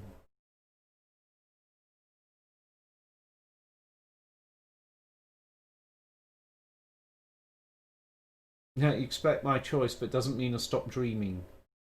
Even an updated version of Kickoff Revival.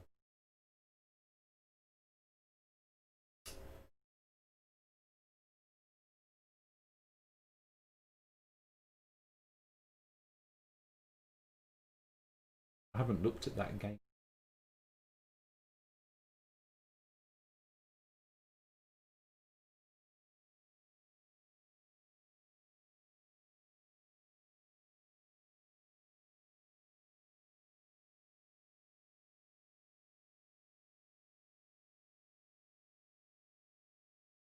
Yeah, I know, Michael. It made sense, but it's one of life's lessons that not everything that makes sense.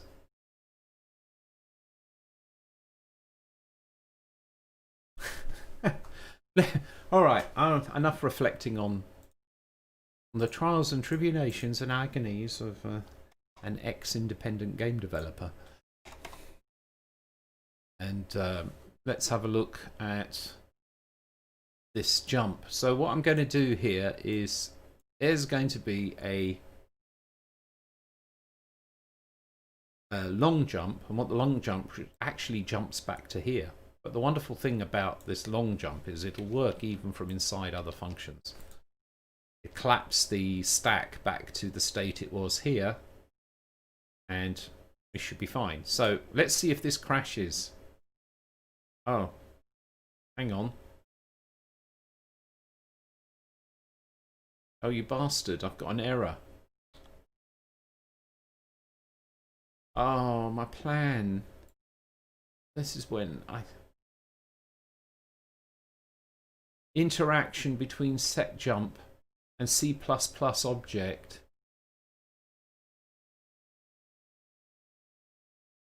Destruction.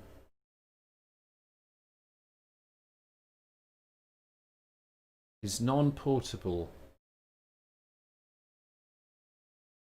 Oh. Oh. What does that mean?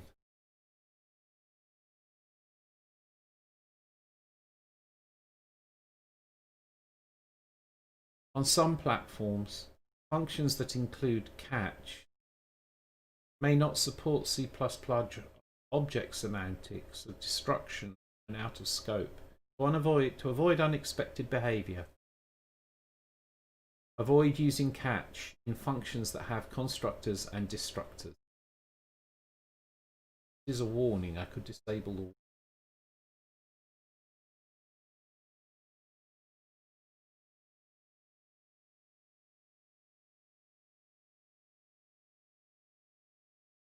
Yeah, even independent game development is, nobody believes in it anymore.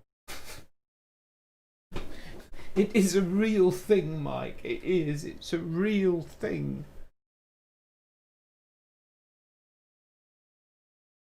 You witnessed it. It's a real thing. It is real. Indie game development is real. What was weird here is that I didn't get that error before. Let me comment out that. I could have sworn it worked. Wait. Oh, pardon me. I could have sworn it compiled before. I must have missed the error message.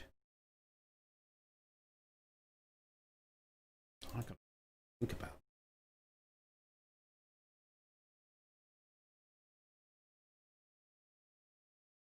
Include catch, but this is not a catch. Oh. It's a specific function that is flagged being. I'm going to ignore this warning. I think I have to, otherwise I cannot. The way that I'm using it, it should be all right. Oh, what a pain.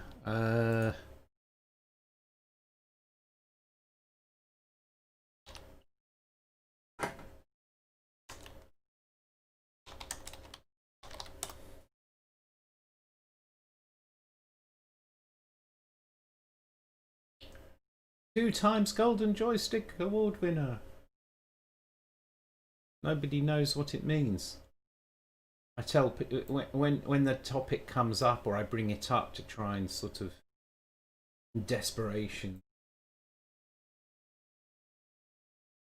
try to pull back some credibility in situations where it is diminishing.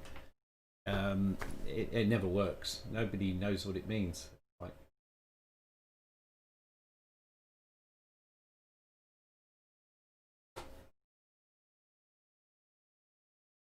It's an SEP.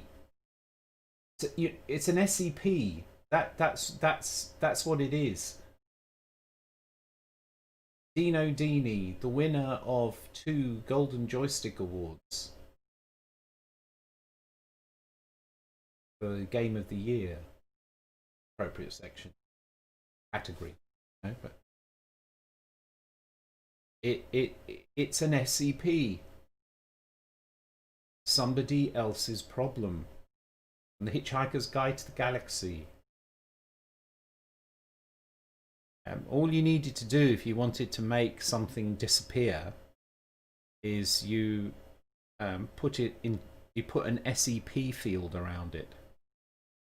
And so there was someone made a pyramid disappear once by simply putting an SEP generator generating somebody else's problem field around the pyramid, and the pyramid disappeared. I love Douglas Adams. Well, 2 times winner of Golden Joystick Award is an SCP. So it doesn't help. Helps nil point helping. No help. Non ti aiuta. C'è niente da fare.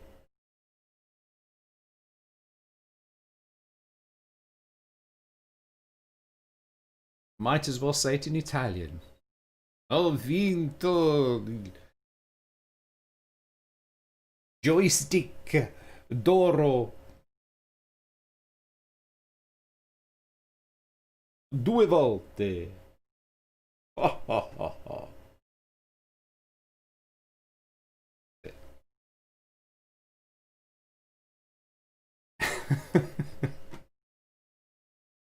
Yes.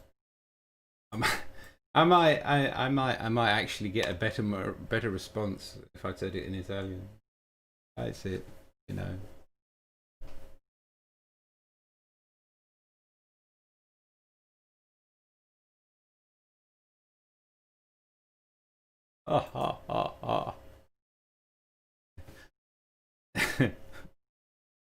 Count Dracula.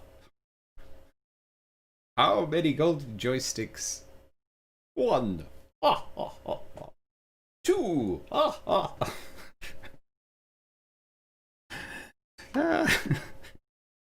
Oh God. Yeah. Save me from myself.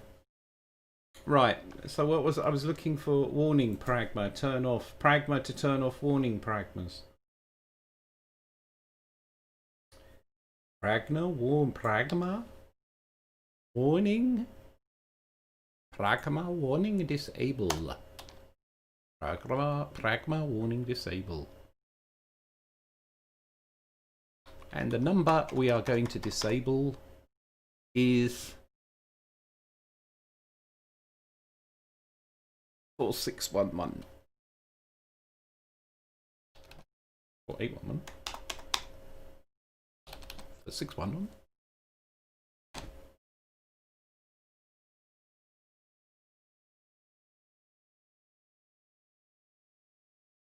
They can't. They can't take it away from you.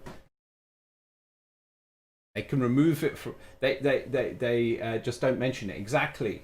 They cannot take it away from me, but they can remove it from my Wikipedia entry. Hello, Dino. How? Hello. How are you? Are you doing all right?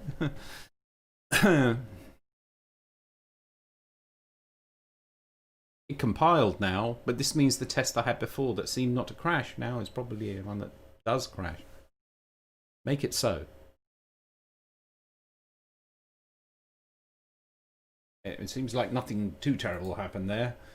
And I disabled the warning. Alright, let's go for it again. Now I'm actually going to execute the long jump.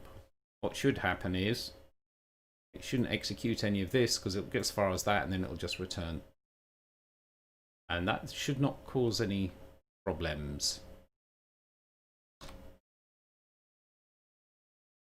Make it so.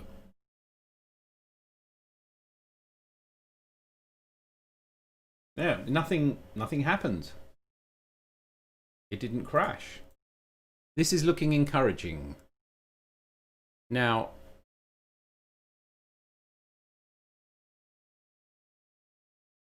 let's try it. What I'm going to do is make a macro for my new soft assert. Hash define. Oh, at define. Where's the hash key? Yeah, this damn American keyboard. It's like. And now, what's happened here? Full screen. I'm trying to get out of full screen, but F11 doesn't work anymore. Are we good now? Right. I'm trying to do a hash. Where is the damn hash in this thing. Oh, it's here. No, that's not it. Right. Oh, it's above. It is. Oh, it's above 3. I'm getting confused on which type of keyboard I am in. Hash define. Soft assert. Soft. Oh. I'm just going to BP. Assert.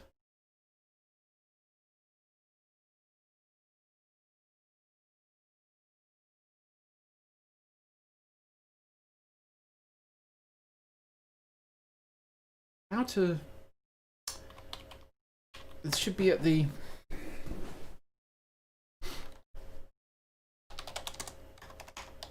Stat.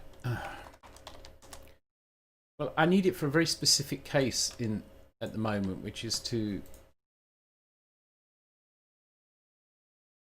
assert while executing the outer function, the blueprint. There's only ever going to be on the function library. Could there be multiples of these at the same time? Do we need to make this multi-threaded? Hang on, I'm going to chew on that. I've just inputted that into my subconscious. It'll come out with an answer in a minute.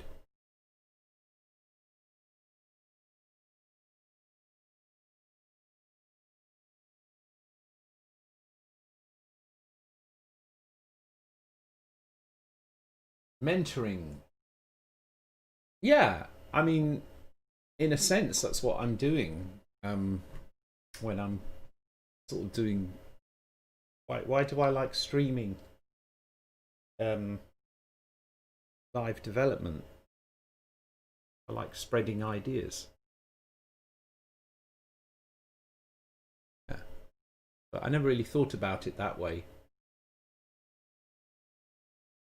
You're suggesting that I grow minions.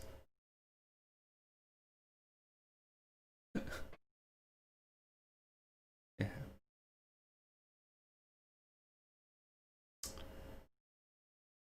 Jump buff, escape. So what I'm going to do is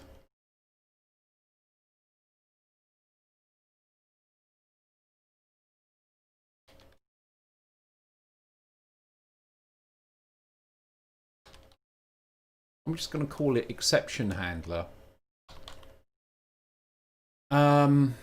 Hash define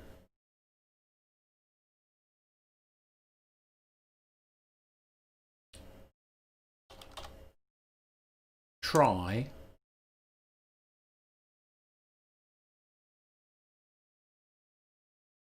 oh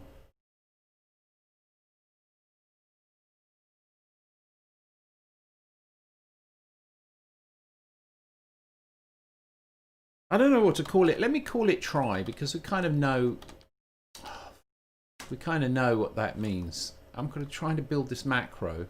I know I've been waffling a lot, but there's a lot going on. Can I put a... I can't put a warning inside a...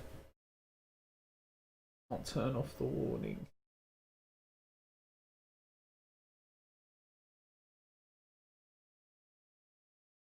Which is... everything's compiled as treating...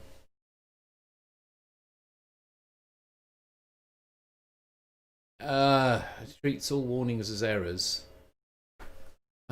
It's always never easy. I try to avoid having to look up documentation because it's so tedious.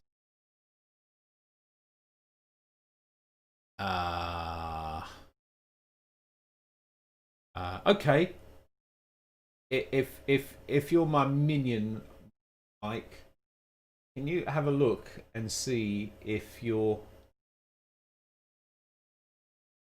Oh, you're welcome, Mike.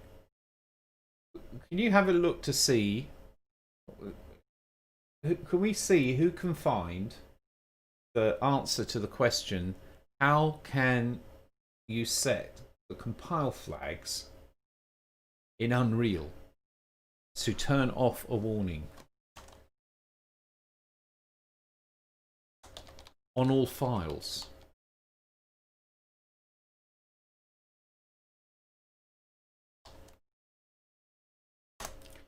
because I can do it in one file, but I want to sort of do it in all files.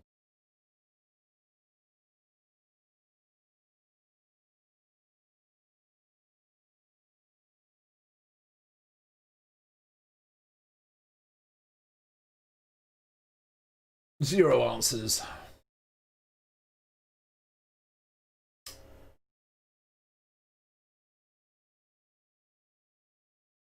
Turn off warning and Unreal. No. Set pragmas all files C++ Unreal.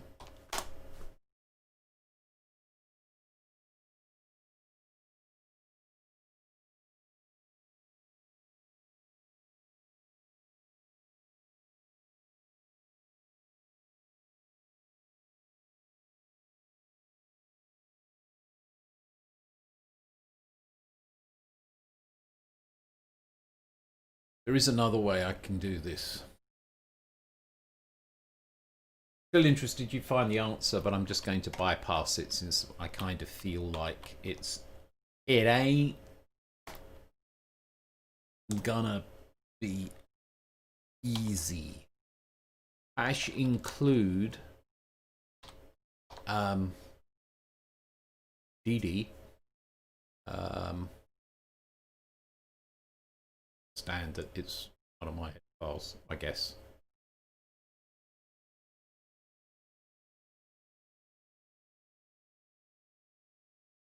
BP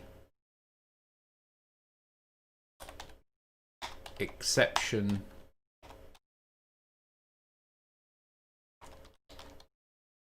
handling .h. If I try to switch to that, probably go to put you could just where's BP function library? If I go to I have to do it here. Open containing folder. Source my project, I can put it here.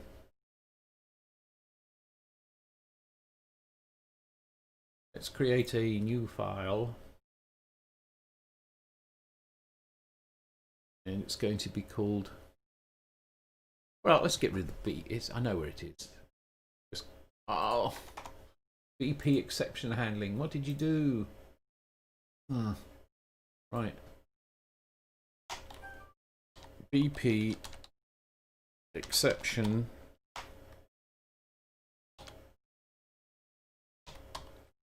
handling .h. If you change the file extension, it might be unusable. IP is right. So I should be able to go to this file now. Go to what?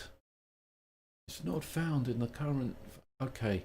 Let's go to Unreal and say refresh Visual Studio project.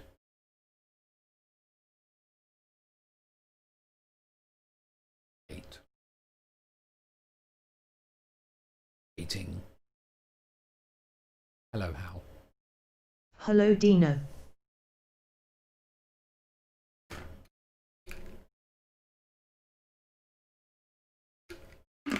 Today, someone at work was looking at an algorithm for.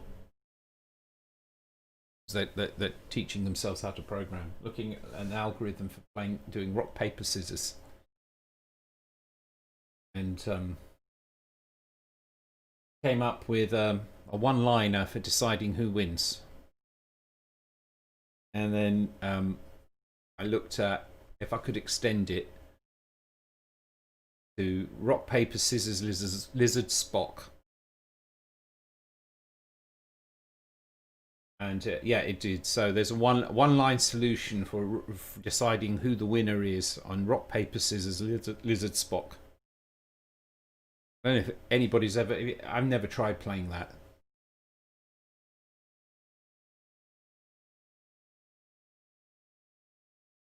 Reload all. I think it's a bit of a brain twister. BP function library.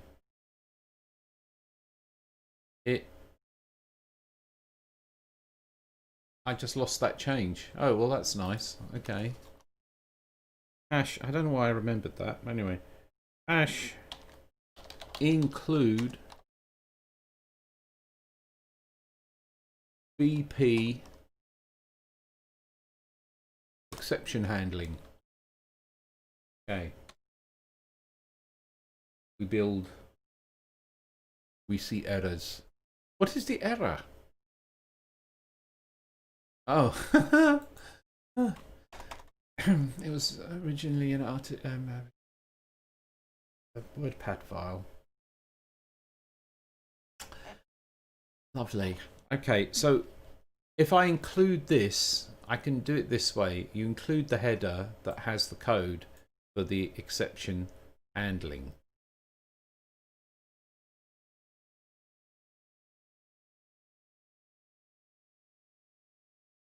Lost everything. So this is included in the compile unit, and yeah, I think this will work for now. What will actually happen here is I'll set up a static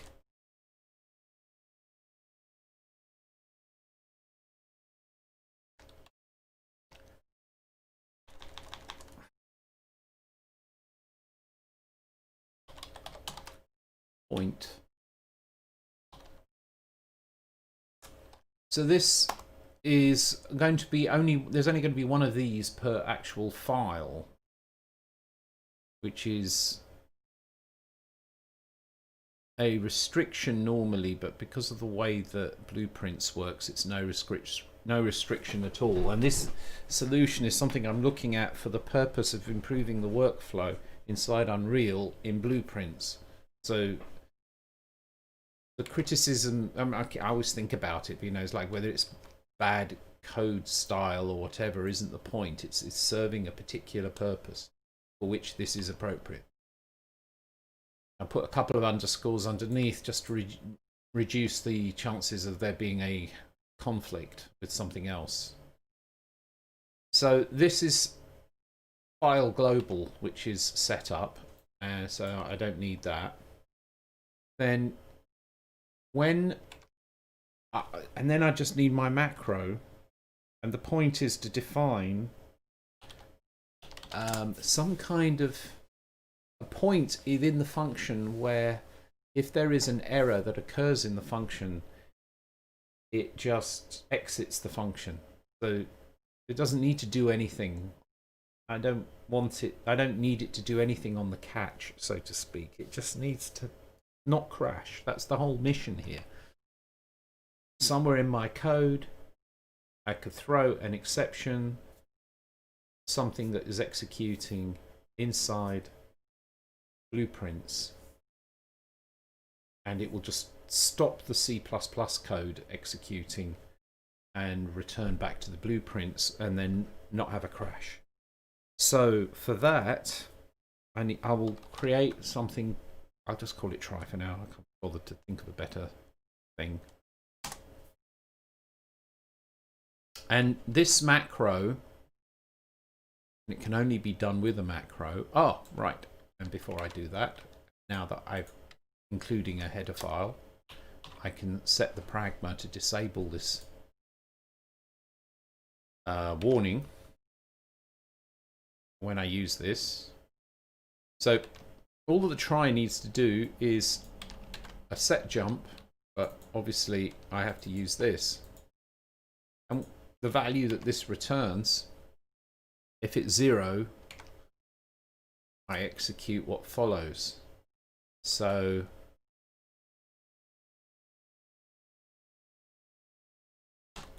if oh, that's actually quite elegant. If set jump point,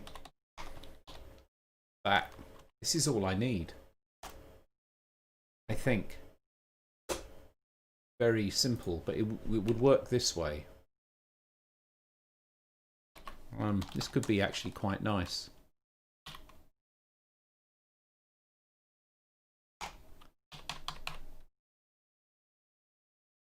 So if this works, there are a few things that could go wrong. I mean, one of them is if blueprints is multi-threaded, but it's so unlikely.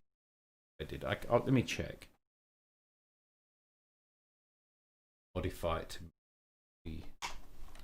So are blueprints multi-threaded? Are blueprints multi-threaded? Unreal.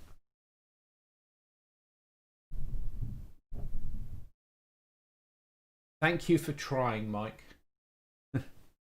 I guessed was yeah.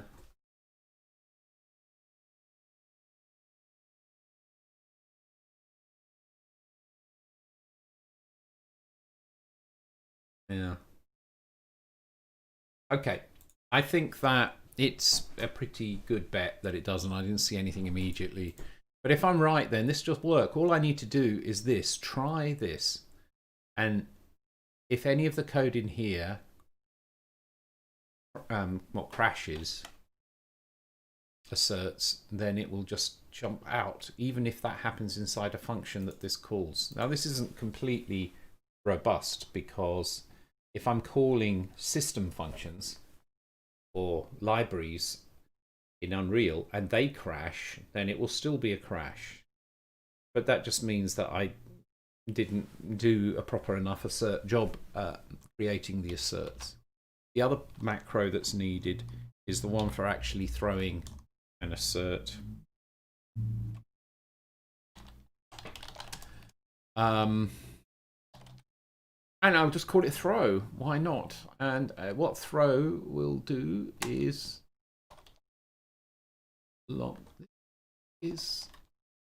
where's the J?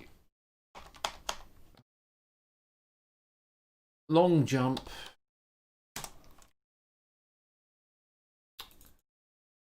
Long jump, jump point. That's it. But I don't really want it to do that if jump point is null. So if jump point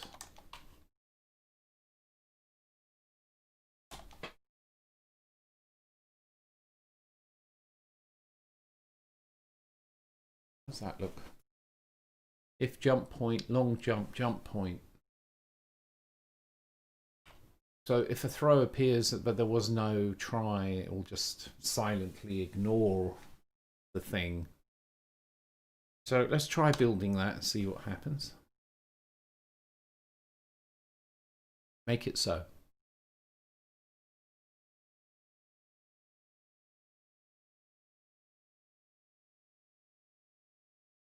Seems good.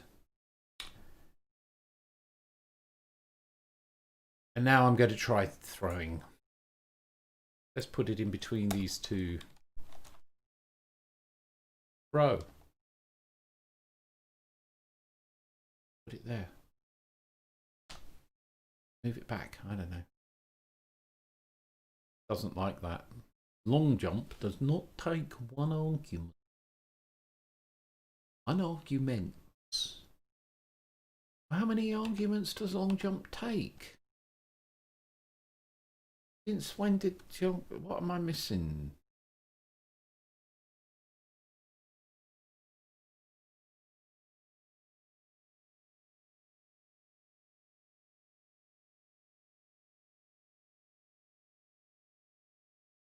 Oh, there's a second.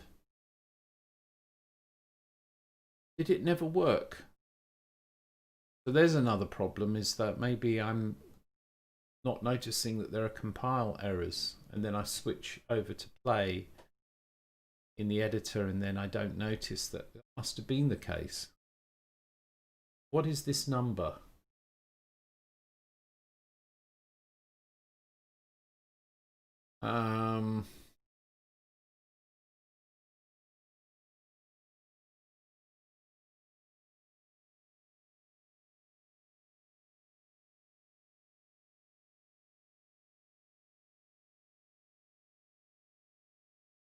The value the integer value is passed from long jump to set jump.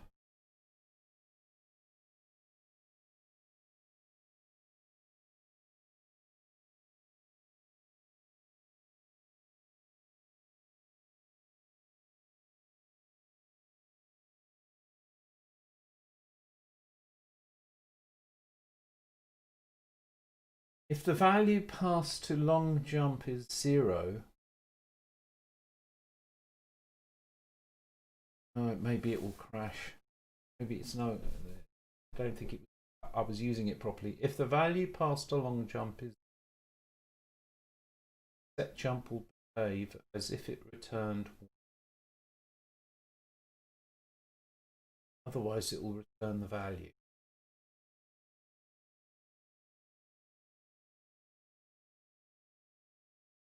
So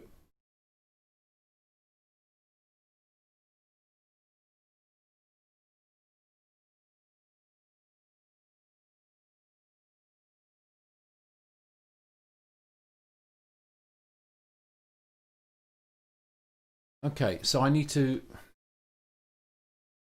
put in the macro 1 should actually do the trick. And well, we'll try. Does this compile? Good night, Amiga 500. Thanks for tuning in as ever. Appreciated. And make it so. Make it so. Hal, you're going to really annoy me in a minute. Hello, Hal. It's done that thing again. It's like if I don't say something that Hal recognizes for too long, it's like it goes into a sulk.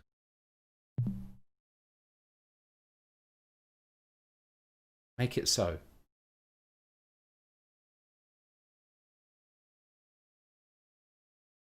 Hello, Hal. Hello, Hal. Hello, Dino. Thought I said slapping goes into sell from.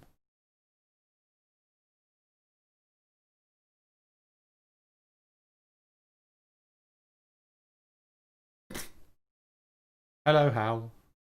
Hello, Dino. Make it so. Make it so. Thought I said its own make it so. That's what I suspected. It's like sometimes what happens with Hal is that it doesn't and there must be a noise on a noisy signal or something.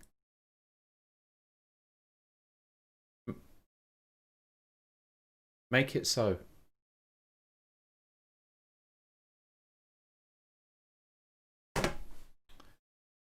Really annoying.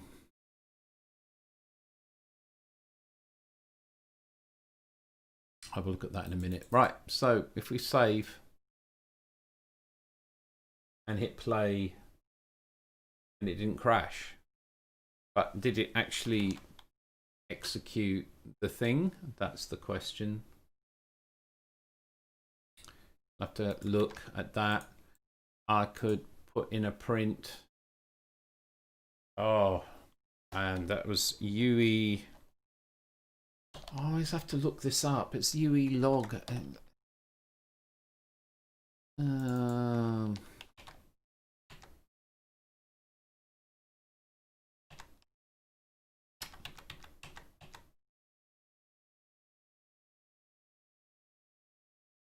example of UE log like this. Is this these other arguments? I might really make my own macro. So what I'm going to do is no.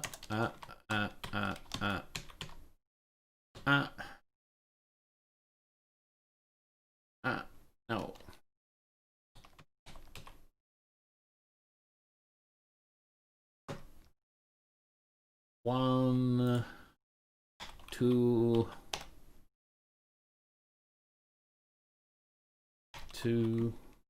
3 and numero 4. Right. So that compiled. Hello, Hal. Hello, Dino. Make it so. You really annoying. It didn't crash, but what was printed? Scroll down. Only thing got printed was 4. I didn't see anything else printed.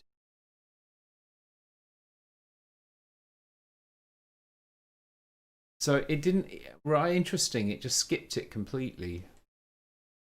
So I need to look at if set jump equals 0. Yes, that was the point. That's missing. All right, try building that. Okay. Stop. Play. Having to scroll down here. We can see it does 1, 2, and 4. So what happened here is it went 1, 2, and 4. It did not do 3. It successfully threw. So that actually looks good. And so what we do now is hash define. Probably have to change the name. Oh, it's already saying macro to const expression. Let's check this, and we do if a. Extra brackets there's overkill. Right, if a row, if not a. And here come the brackets. If not a throw. A really crude and simple assert.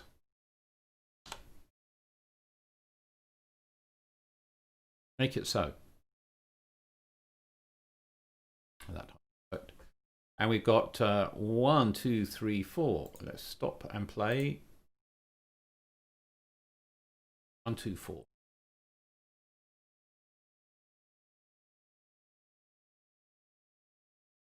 Hey, Mycon, how you doing? Good to see you. Changing of the guard. You just arrived as I've implemented.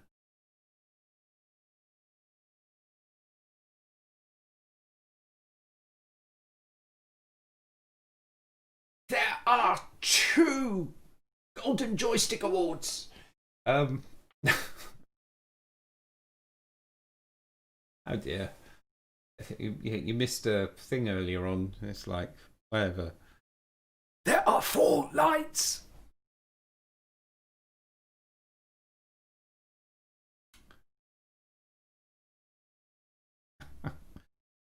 The old jokes from like 18 months ago.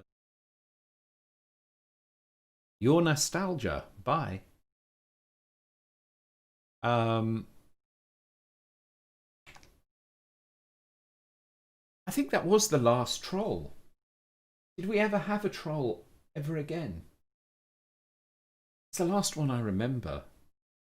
Story behind your something by. I was streaming, probably it was something to do with kickoff survival development. This troll came up and said, "Your shit, bye, comma, bye." And in typical troll style, that he missed the apostrophe out. It was like, "YOUR." And it put in mind of a sort of like somebody who's serving up something. Like, "Yeah, monsieur, you're shit." You know, it's like, yes. Goodbye. Yeah, bye. In case you're wondering, you don't know what that was about. And it's hung around ever since. That seemed to work, which is the important thing. But now let's test out the assert. So we go assert 0.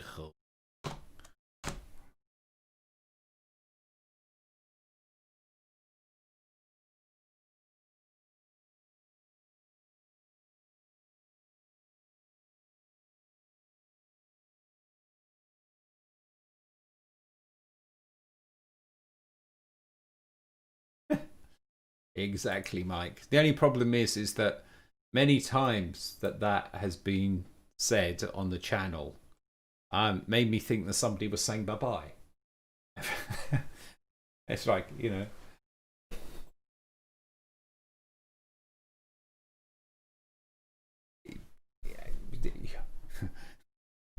You're welcome. Actually, that's kind of interesting, isn't it? You say you're welcome. Like, is it you are welcome, or are we talking about the welcome that you gave? But anyway, sorry, I'm distracting myself again. We'll come back to this. If I stop and I hit play and it still seems to be working, so this assert occurred. I think I have succeeded in my mission to create a soft assert. It's a few lines of code again. I mean, literally, it's this lines of code. And then with these lines of code, I am able to assert without crashing. Let's just give this a try. Right in the heart of here. See, unhandled type. It's not going to print the message yet, but I could actually make it print the message as well. But I'll do that next. So here we could do throw. I'll have to put the message in later, but throw if it gets that. But what I'll do is also throw on the integer. So this is a throw that's occurring inside the destructor of value. So it's really deep inside the things. See if this works. It'll be a good test. And what should happen is, yeah, it'll be difficult to tell what happened because I'm not printing any message. So maybe I should print a message.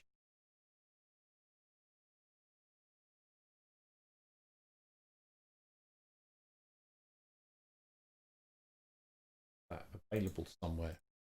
I should ask Hal to type that in when I need it. That's I like that, except Hal keeps on screwing up. It's voice recognition. So if I do that, I want it to print the message first. Some warning message. We can put the warning message, or let's do it as the traditional assert for now. The warning message is going to be whatever was placed as those parameters. So that would be using the hash operator.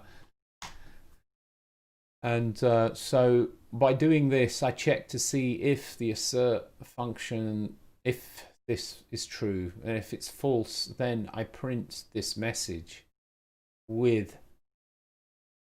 whatever was passed into the assert, and I throw. And that should work nicely. And instead of doing throw, then here I can put these back like this. Assert 0. And might as well just use assert 0 because then it's just one less function. You know, less to maintain. Perfectly clear what it means. Assert 0, which I'm also going to do deliberately on the integer thing here. This one's going to be called test error. Compile that.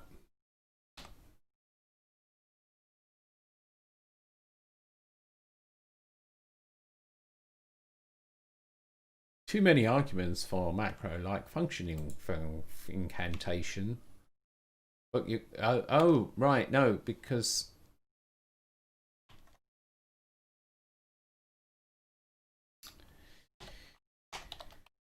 never mind.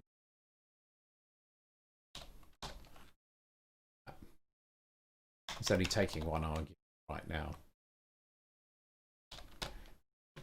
I can revisit that if I want. But anyway, right, so that should work now. Okay, cool.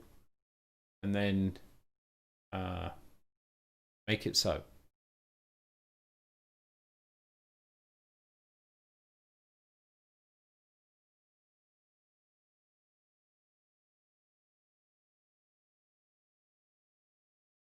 Doesn't seem to be any crash. However, there was also no error message, but I haven't hit spacebar here. Right, this is the real test. It crashed. This is not. This is less than I had hoped. Less. Sometimes they say less is more or less.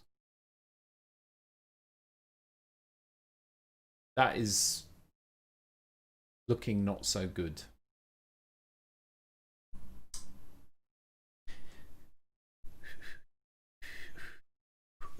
Right, so I mean, what I'm trying to do might be not possible entirely true. Let's see if I put an assert here.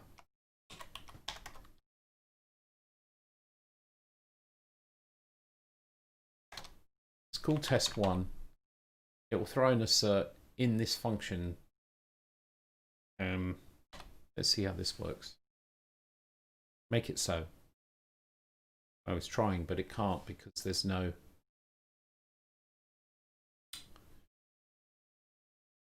Boom, boom, boom, boom. I'll initiate Unreal Restart Protocol. I'll initiate Unreal Restart Protocol. That again.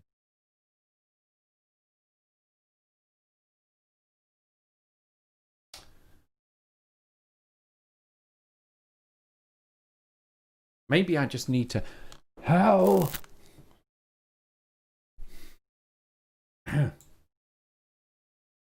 I'll initiate Unreal Restart Protocol. Yeah, what I need to do is shout in Hal's ear.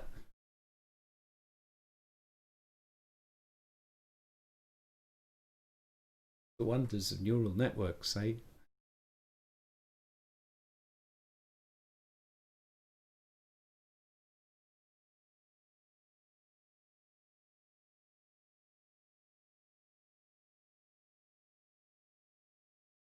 Make it so.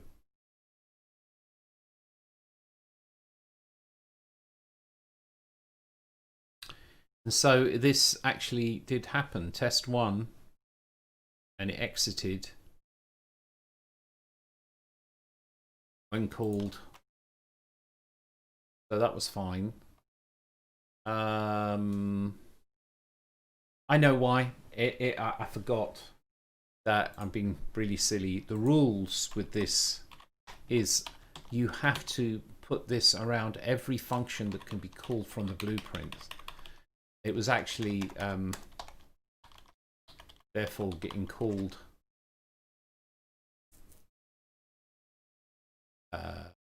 from somewhere else.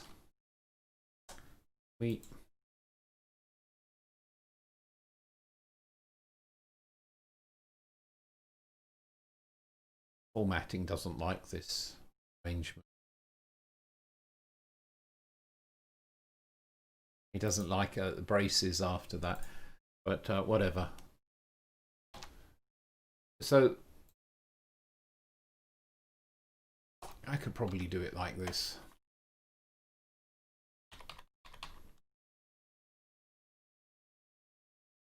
It's not doing the reformatting. Really weird. That did.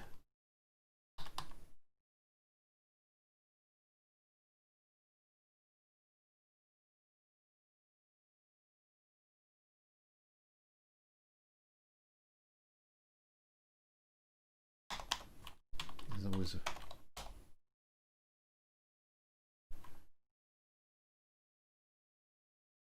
It seems to not like it so terribly if the try has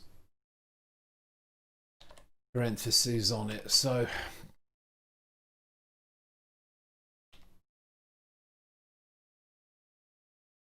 let's do that.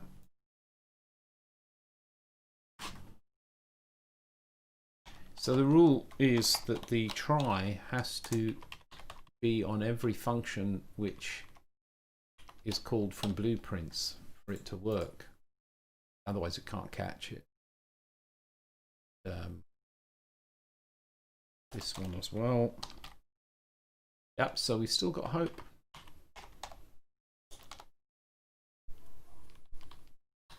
This one is also called from blueprints.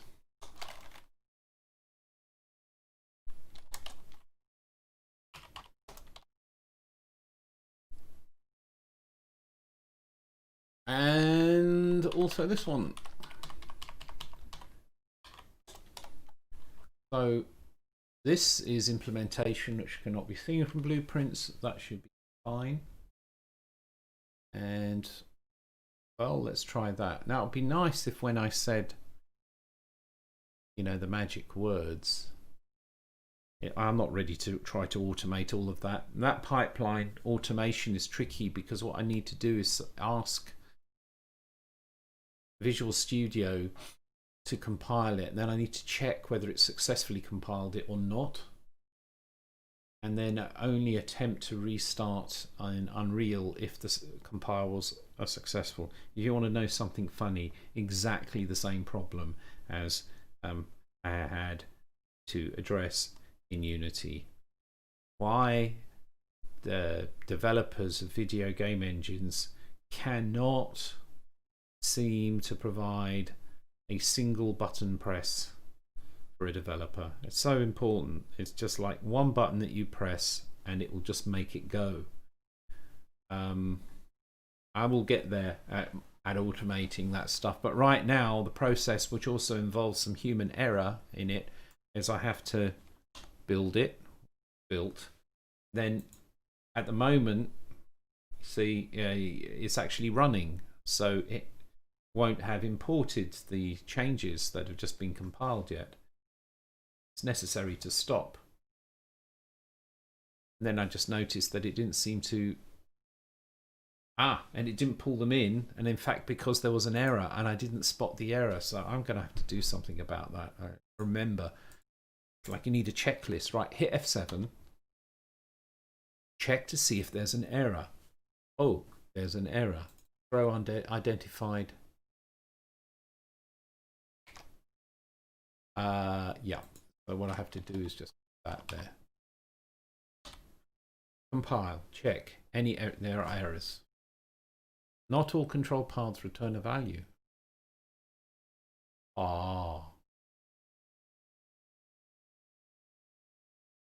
Yes, so I need, that's fine. It's like if there is a problem inside here, for the thing not to crash, I have to return some kind of value. And so what I'll need to do, that's fine, because what I can do is just this, and it will return a blank string, or I don't know.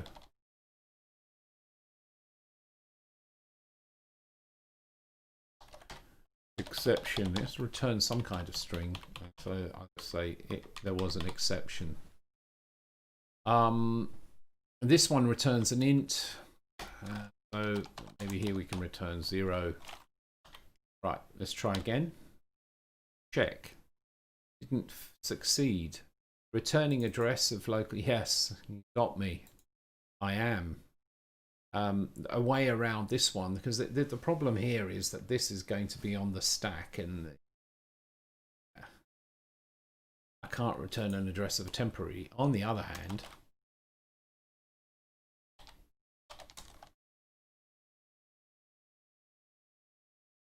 exception string f string exception string equal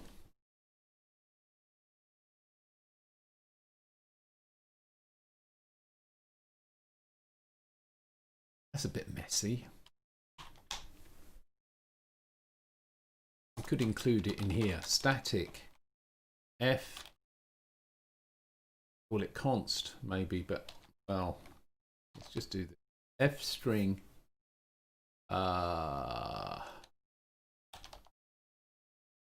exception string equal this. So by doing that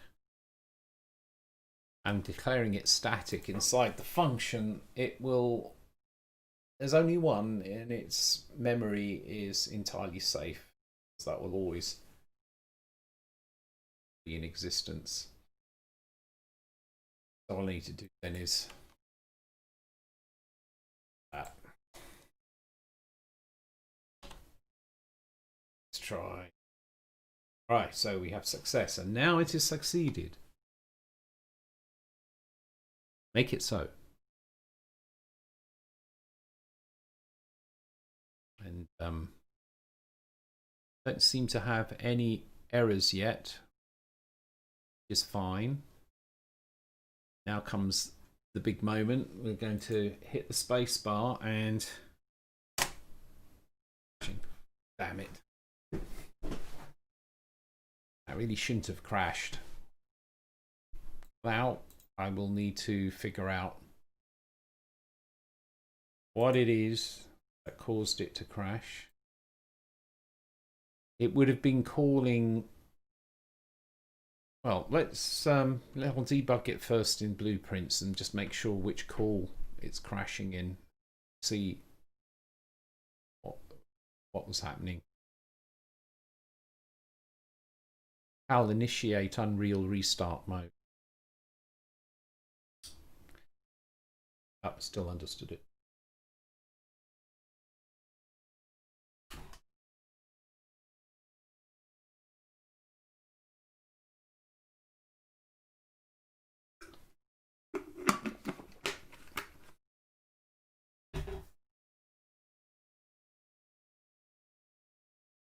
Okay, so there we are. Back in action thanks to automation. And then on when pressing button should create this event. I'll see if it gets that far. Let's hit play. So far so good. Here. Oh, okay, that actually crashed before that. It'll be in the other blueprint. I'll initiate Unreal Restart Protocol.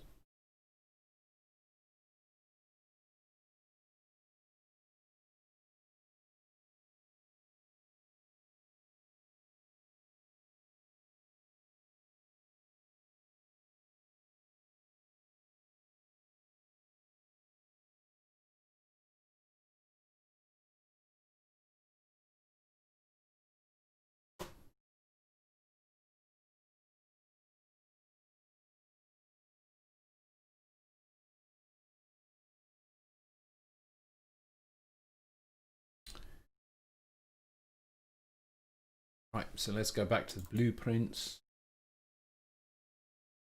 The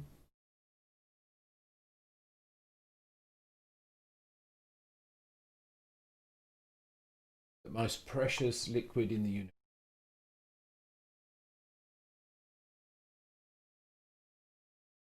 Weirdest in the universe.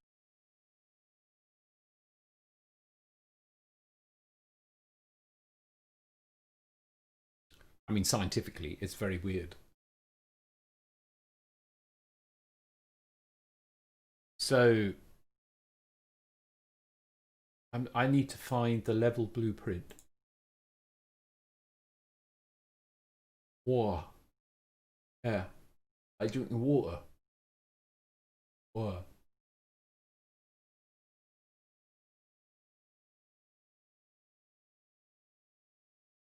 You right with that? Is it okay? Anyone from the gamer culture police got a problem with it?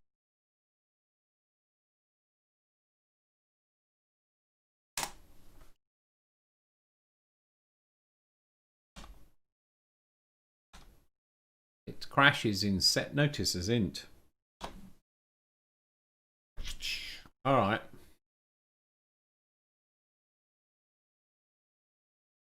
I'll initiate Unreal Restart Protocol. After I shouted in Al's ear, seems to do the trick. It.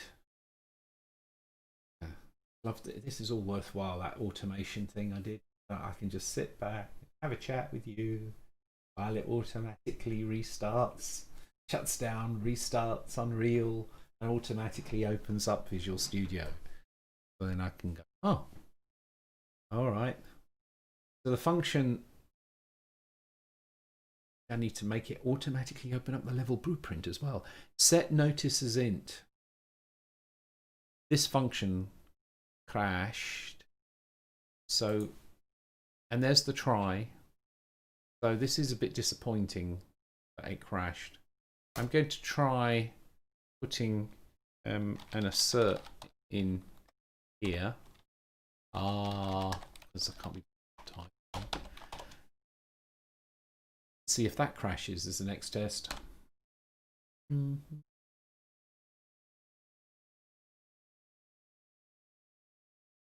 What do you think of Star Trek Discovery?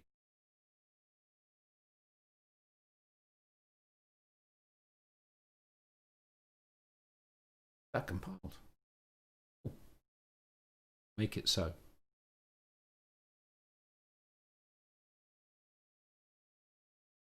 Don't all rush at once.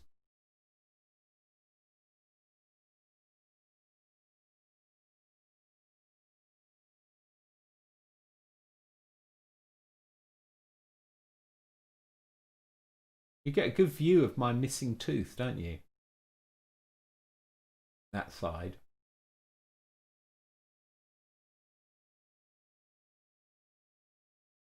Well, I can highly recommend it. It's brilliant. They've done a really superb job, I think. Love it. Can't wait for the next season.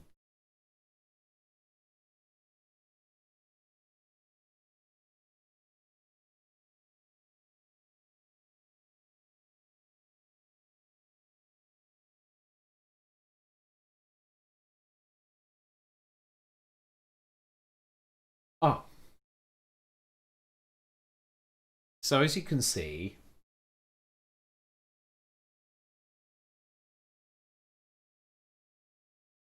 your unwife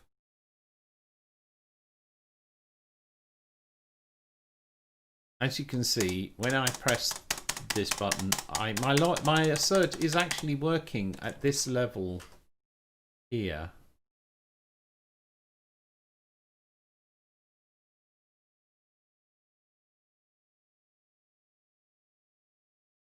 The assert is working here. So what point did it crash?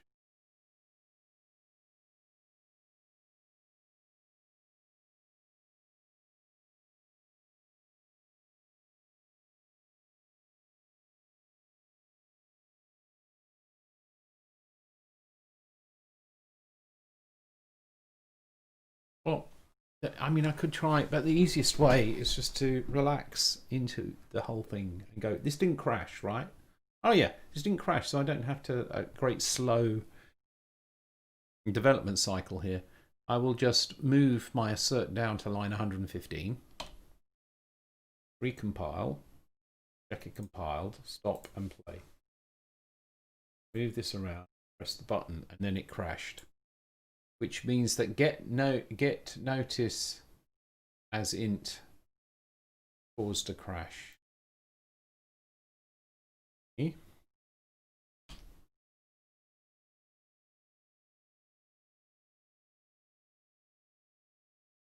Reach on the roof. How initiate Unreal restart protocol.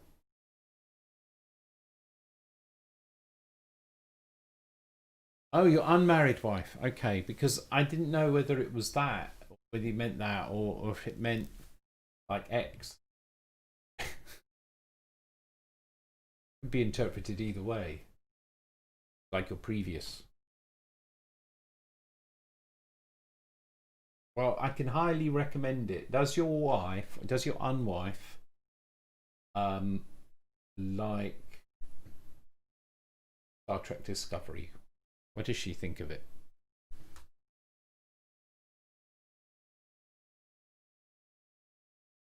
And so, here, get notice as int.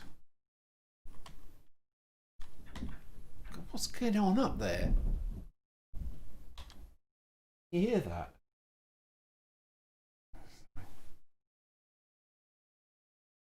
That's pretty noisy.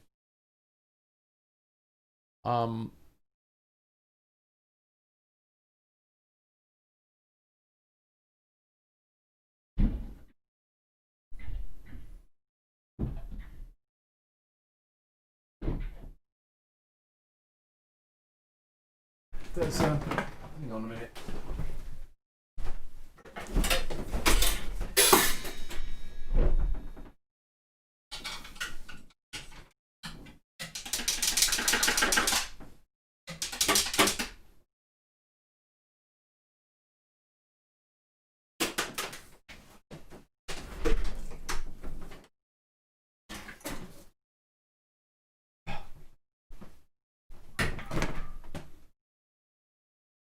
Just trying to understand what's going on out there.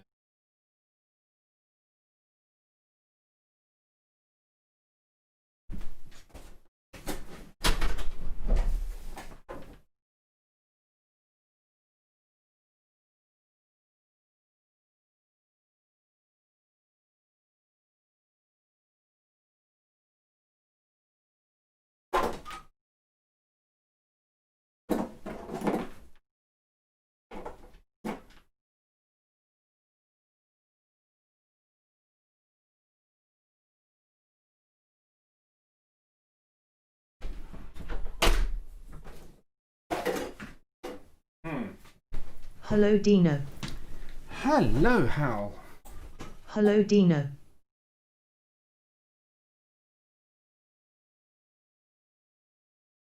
The Next Generation was good, but I just love the way that they I mean, it takes a little bit for it to really start to get into its own, but by the last season, it was able to capture the spirit of the original series in an uncanny way. It's very clever. It's sort of, even though the sets are different and it's a different time period and the whole thing is, it still somehow manages to evoke a kind of fundamental feel of the original series, and I don't think anybody has ever really done that before. But it really starts to become, that really starts to be a thing in the last series, and some of the plot lines and so on are everything's a little bit over the top, but it's like an old friend. It's very strange. I think that's why I really like it. Anyway, what was I doing before the animals on the roof? I don't understand what they. I know there's a fox that walks on the roofs, but roofs. So I know that it was on get. Right.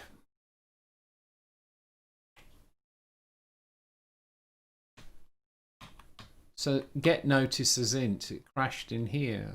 I want to see where. If notice map contains key.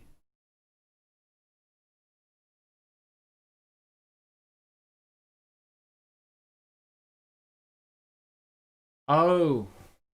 Ugh.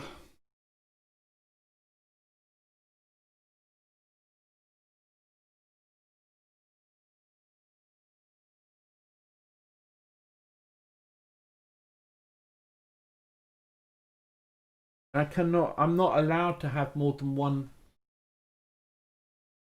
I'm not, yeah, I made a mistake in this. I'm not allowed to have more than one of these at a time. If jump point is already set,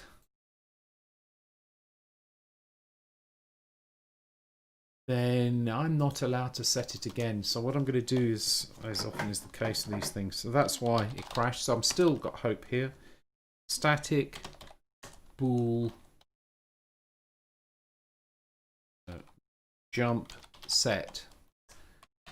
So that will always be, because it's static or in global scope, that will always be 0. It doesn't need to be initialized. We've got check. If I try to do a try,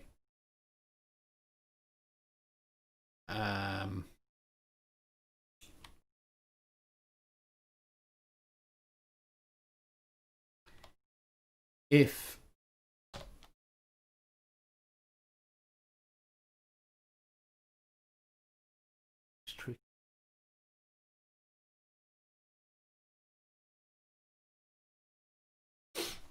no, it isn't. I can do if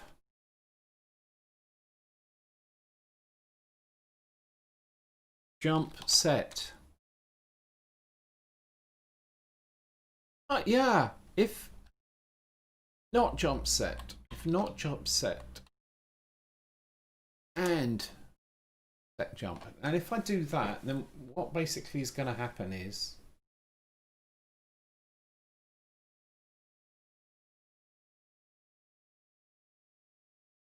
but I need set jump to there's a trick we can do here.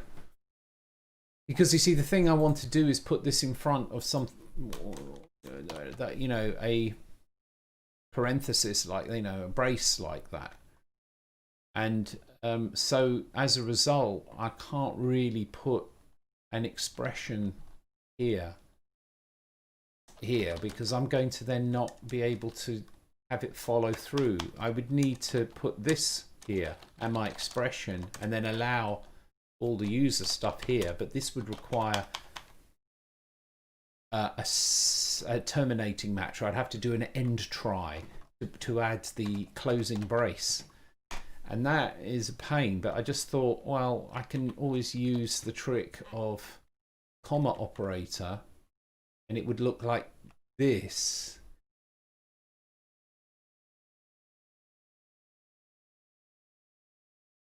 Because assignments are just expressions, this works. Jump set equal true, comma, set jump. Believe it or not, that should work. So what this is saying is, we do the if jump is set, then it won't execute anything else in here, which means it doesn't try to execute the set jump a second time. And it also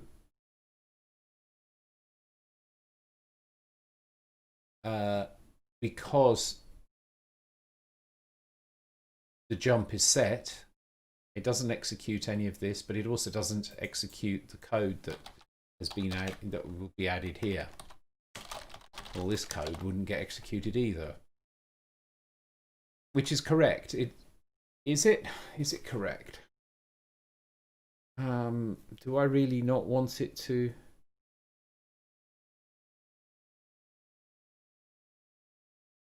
No, I think it actually should execute.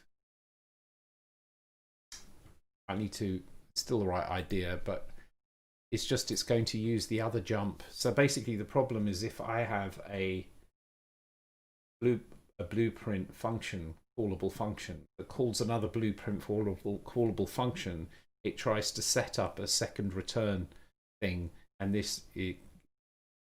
that's bad. Well, what can be done is that if one is set,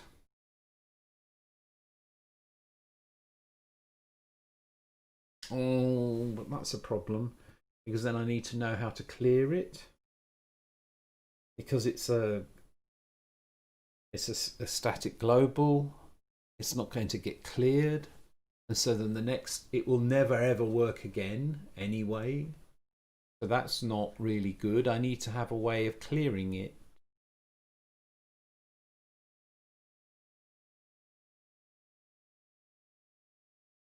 Nope, there's no way around that. And then that means that in order to clear it, I need to know where to clear it. It would be at the end of try, which means I would need a macro for the try. But the macro for the try needs to know. Oh my god, then I need to do reference count.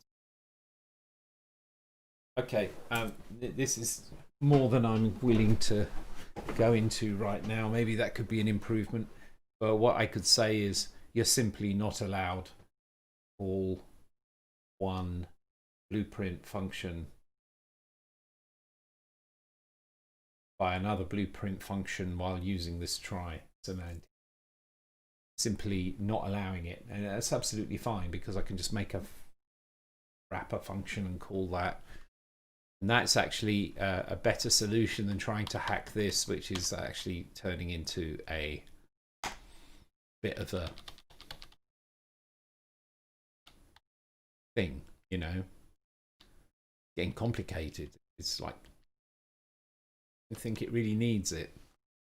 What does this mean then? It means that when I go back here, but then it would be nice if I could catch that happened. Even catching that happened is hard.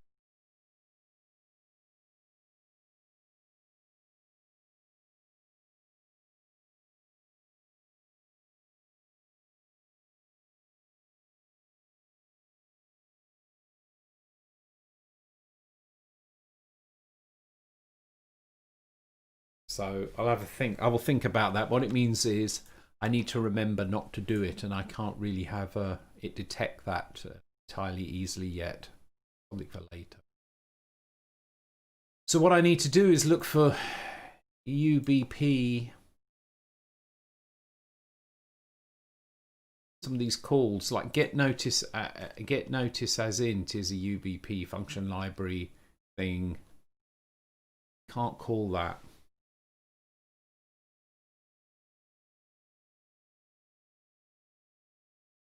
But wonder.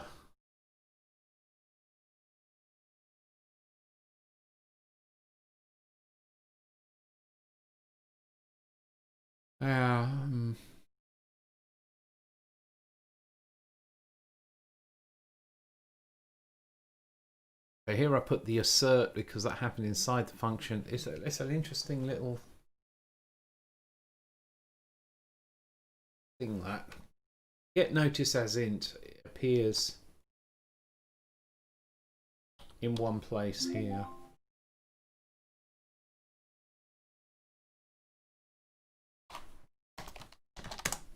In static int get notice as int. I'll put an underscore in front of it.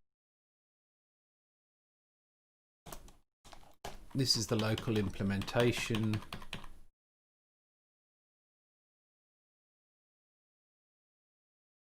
Get notice as int.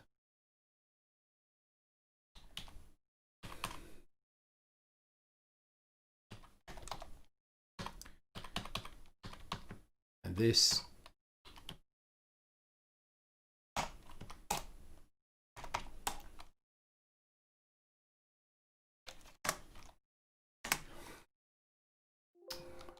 God.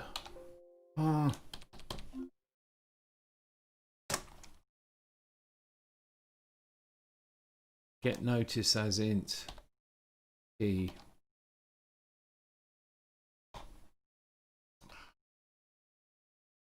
Let's return that. So that's fine because get notice as int there. This needs to be called there. That gets rid of that problem. We just want to check if any others are called. Get notice as string. I need to do the same with that.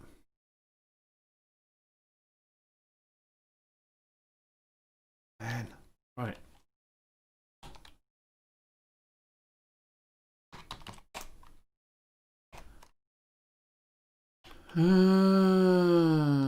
Get notice as string.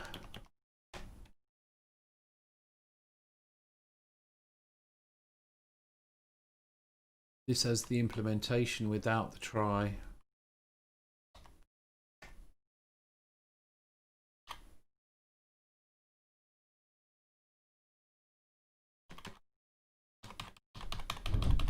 Oh, it's back again. Noise.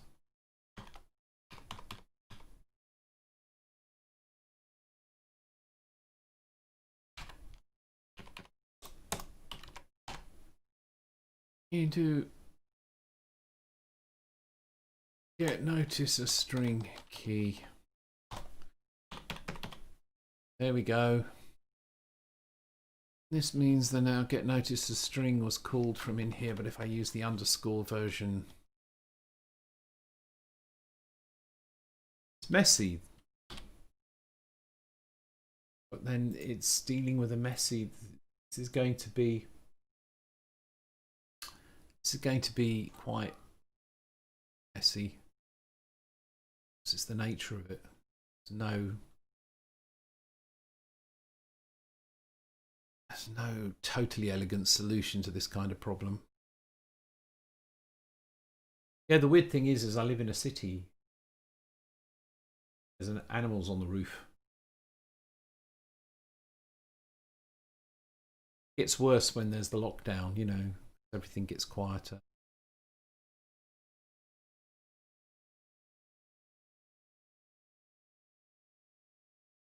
The animals will come out.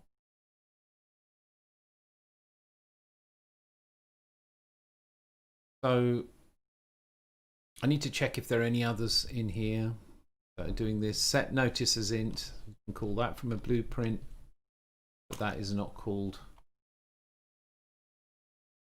Set notice as string. That's not called by anything else. Reset notices, not called by anything else. Probably good practice to do this anyway, to have the kind of the functionality in functions separate from the wrapper function that comes from the blueprints.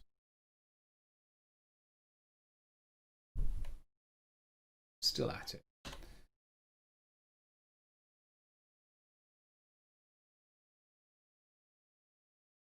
And it couldn't find that identifier because function is to be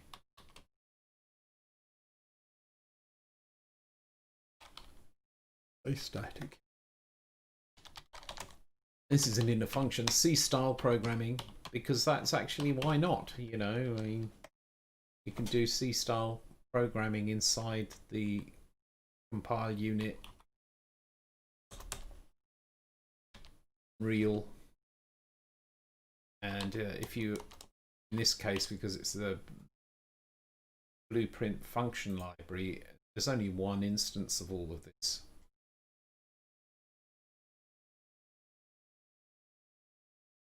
One instance of all these things.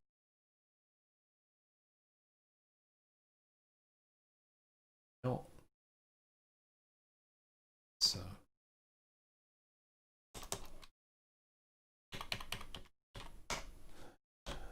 Everybody these days seems obsessed with always creating a class.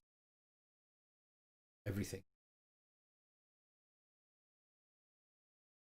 To create a class every time.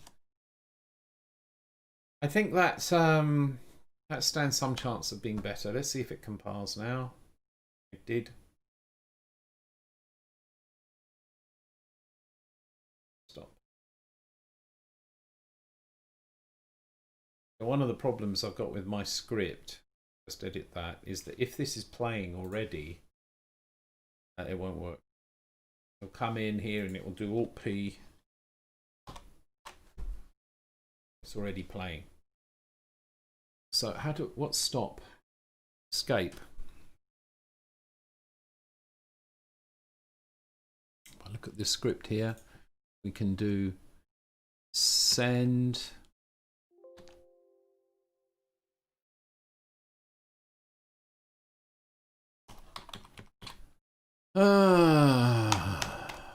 Send what? What are we sending? We are going to send an escape.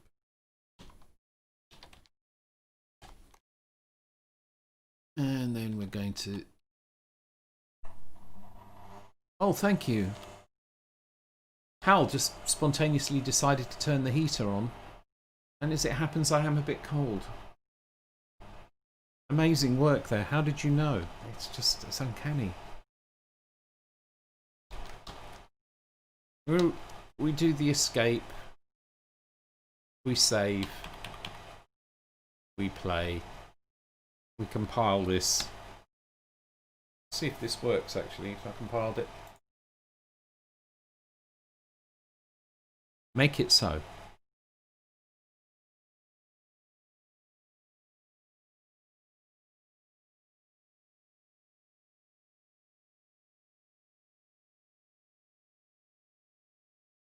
Not entirely convinced because I didn't see that it recompiled stuff. Or maybe let's try. Alright, try again. Hit F7. Ah, right, because the hot reload did happen. The problem is the hot reload doesn't happen if it's already running. Well, what happens is,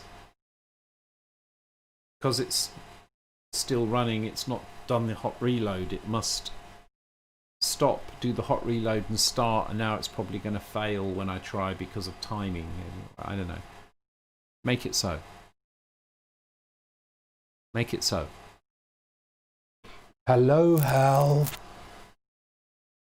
Make it so.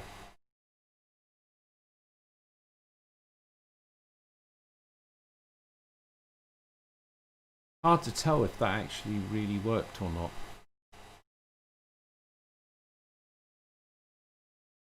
Let's see. Oh. Hot reload. Let's play. The reload's pretty fast. And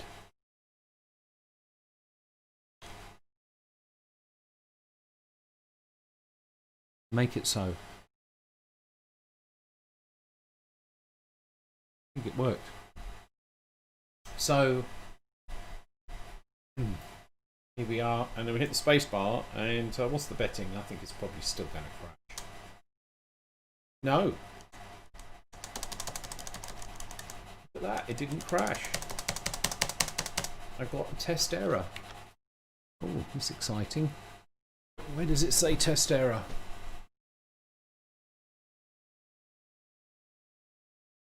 Here, I printed this twice, this test error. Look at that. I now have soft asserts. Woo! This is amazing. And all I need to do is put a try around my try macro around the code in the wrapper that attaches to the blueprints.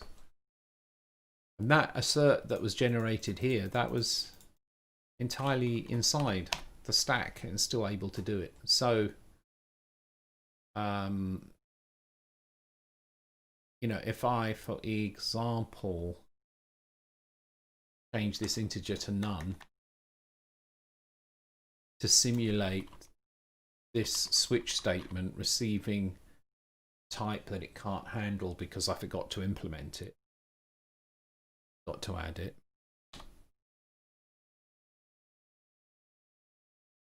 Make it so.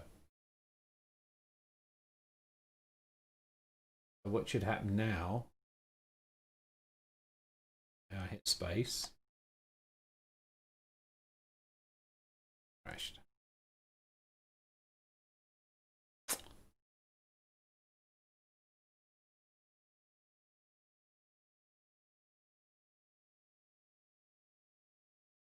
That was sad. That was really looking good there for a minute. Why would that crash?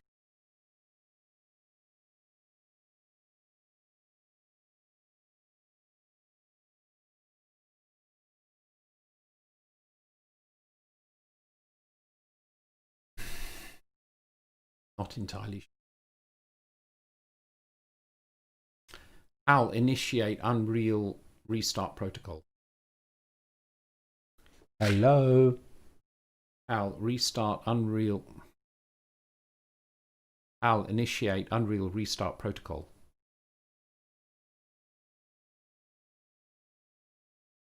I think it might actually be the heater that confuses it when it's a bit noisy.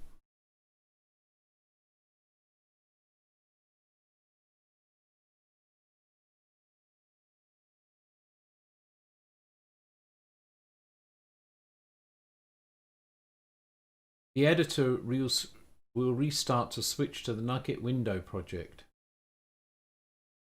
Is that what I want?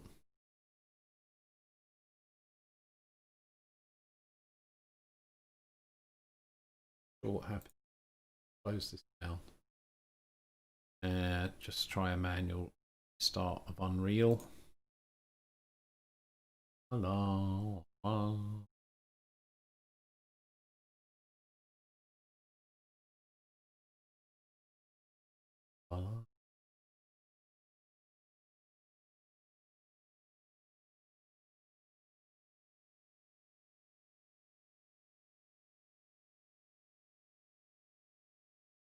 Open Visual.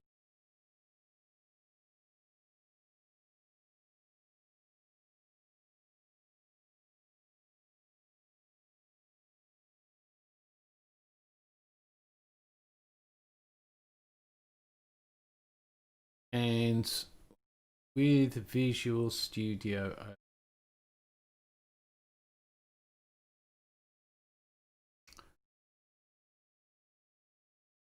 it's back into where it was. Integer build.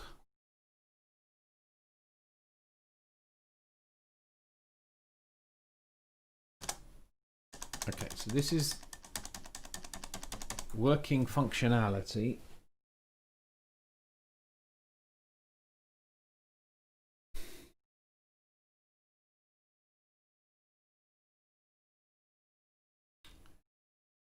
And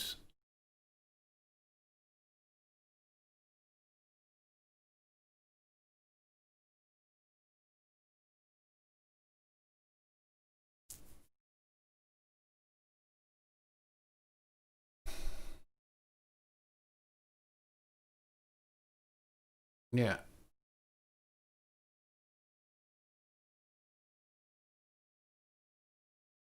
It's weird. If I change that to none, then what will have happened is work with string, integer. We've hit this default upon destruction of this when something went out of scope.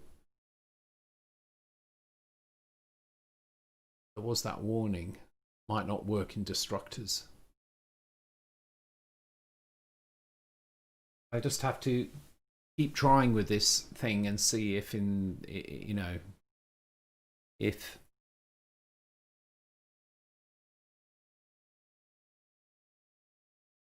probably because it's in the destructor, it's really strain. So what I'll do here is actually use a check. So it will crash, but I'll see clearly that this particular one happened. I'm not going to be able to catch everything. That's probably the hardest test for it. I imagine that's the problem. We'll just see how effective it is. I mean, it's not the end of the world if it doesn't work. It just means that it crashed one more time. So I'm going to, but what I will do is test a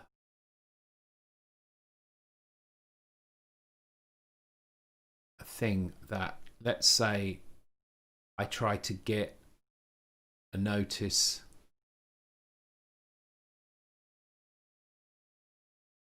as a string. Get notice as string.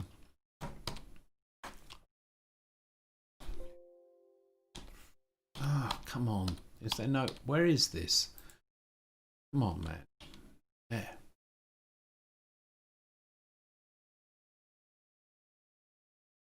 If I change the functionality here, I do need to have a clean test of this. If I change the functionality so that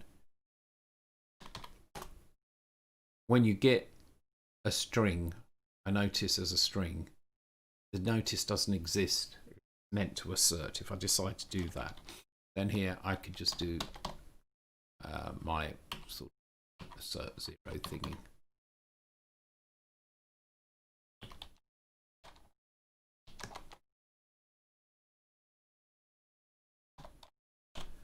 And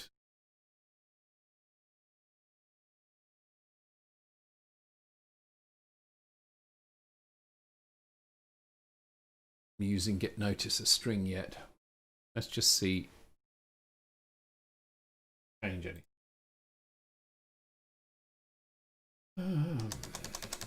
That's working. Now, if I go into the blueprints here and say on notice event, it's going to print the string. Then I'll do. No, it's playing. And I go here and I go get notice as string for some random notice. This should, because this doesn't exist, should generate an assert. That shouldn't crash. It'd be nice if there was a way to get it elegantly to exit and it could pop up a message here and say this failed. I don't think they provide that functionality. Let's hit play.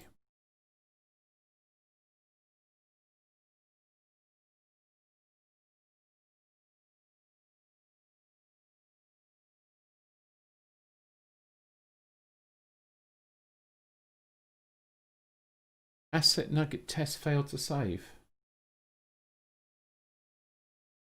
The hell?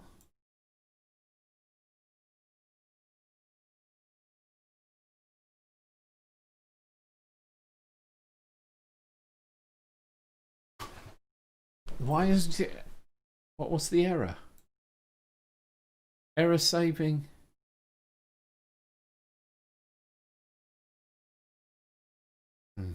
Okay. Well, might need to put that back again because I can't save this thing. Count that as a Unity crash, an Unreal crash. I'll initiate Unreal restart protocol.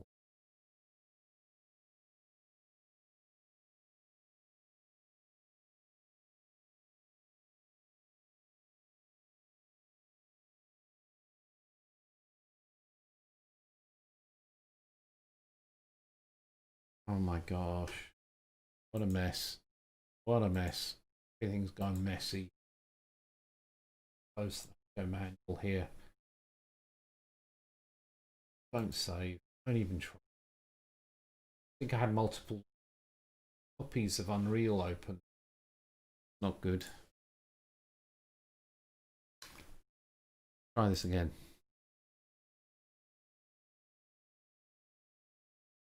Didn't think that was even possible.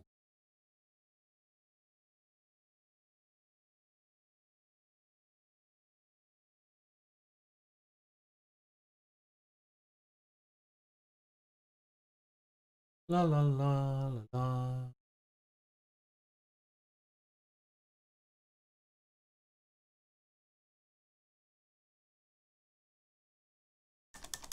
Okay, that works.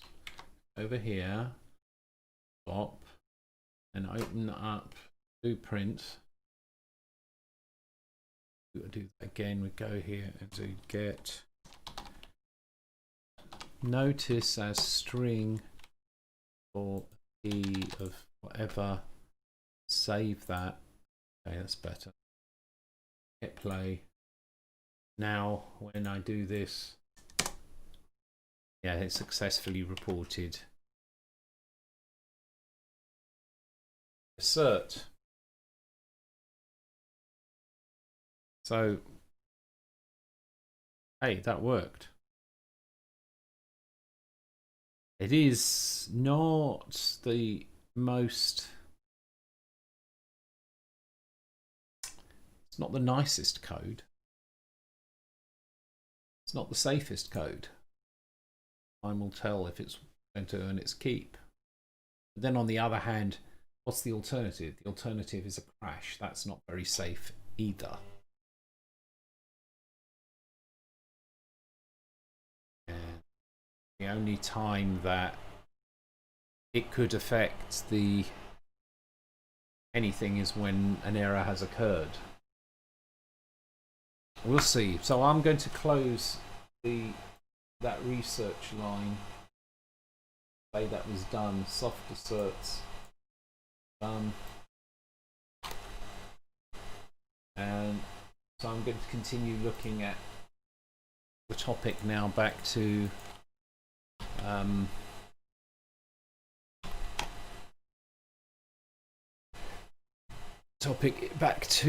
value, the value class here.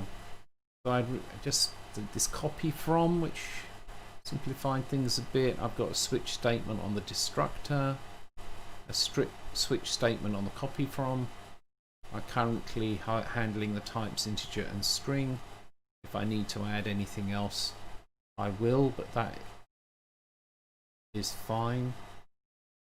And I am able to register for a change in a notice, and when that happens, it can execute a thing.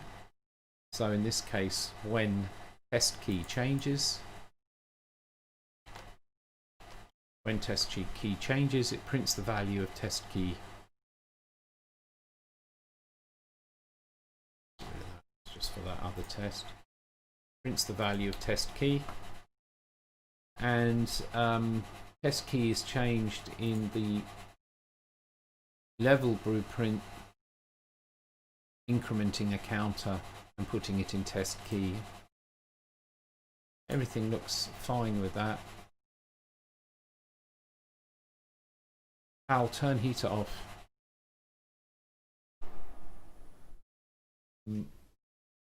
And this means I think I'm done with that. I can move on to the next topic. So I am learning Unreal from the perspective of doing different things in order to achieve also nugget window.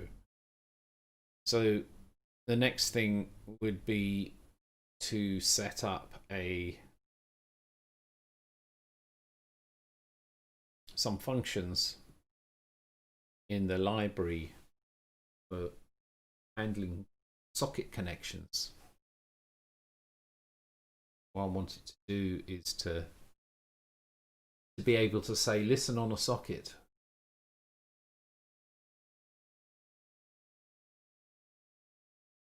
Wait till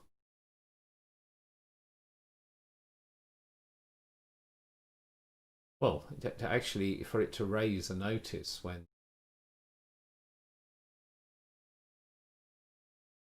to raise an event when there's an. I need to think about the architecture, but basically to make it so that using blueprints, I can listen for connection. And then where this is going is that then I can put something in Unreal that listens for orders that come from an external application that would be able to do things like move a sphere in the scene. I don't really need to do this, finish this off for it to be useful for use in Phi. But if I can get to the point where, I can move a ball around over the network, then I can very easily hook up a thing in Phi, which is written in C++, to transmit that network protocol. And so then Phi would be able to move the objects in Unreal, in the Unreal scene, without needing to compile itself into Unreal. Because otherwise, I would be, because ultimately one thing I might be able to try is to put the Phi language in Unreal. But I don't have the Unreal source code. And even if I had the Unreal source code, and if I add Phi to the Unreal source code according to the license and own that, I can't really do that. I don't want to do that.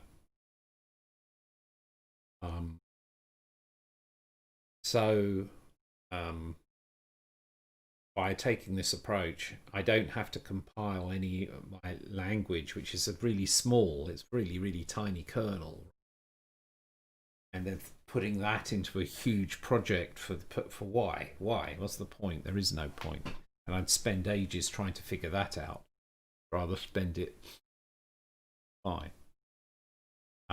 I could, of course, have just used SDL or something like that, but I'm kind of bored of doing that kind of stuff, and I wouldn't learn anything, because it's also about what I'm learning. If I'm doing it with blueprints, then I'm learning about the integration of blueprints, the workflow with blueprints, calling C++ functions from blueprints, raising events, all of that kind of fun stuff. Because any game that you write in Unreal, you've got to get a good balance between the C++ and the blueprints. It's actually not bad so far. But yeah, it'll be exciting. That I'll end up with I could build a standalone player that just has a window, and it's just there. And then when I'm working in Phi, Phi just uses that as a kind of terminal to display what it's doing. And then I could just like make a bouncing ball on the screen. It's one of the things I want to do. Did it with the early version of Phi a few years ago. The code required to make a ball bounce around the screen in Phi is one of the test cases. Other test cases are things like simulating light switches. I love that one.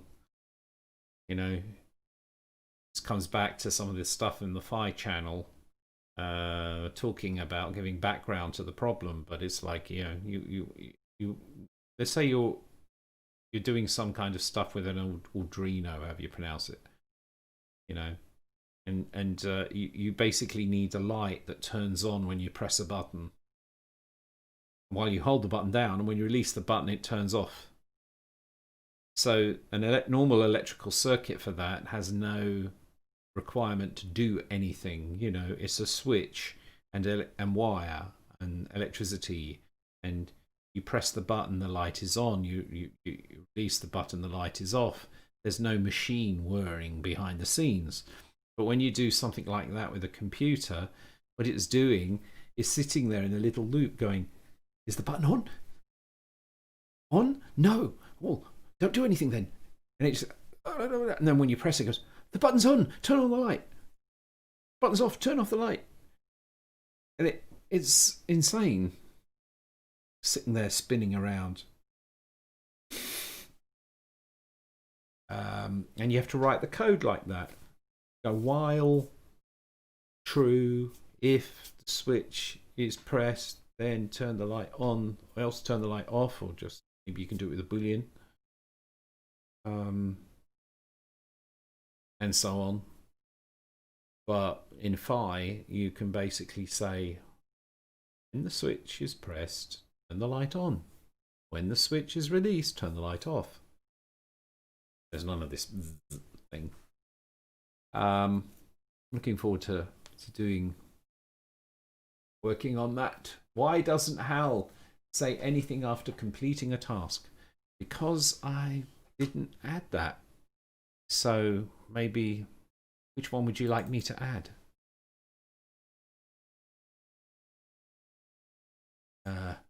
Let's see. Make it so. Could add one for that. Oh, I just said make it so. Did you see that? Hal, stop it. Right. Sounds something text to speech.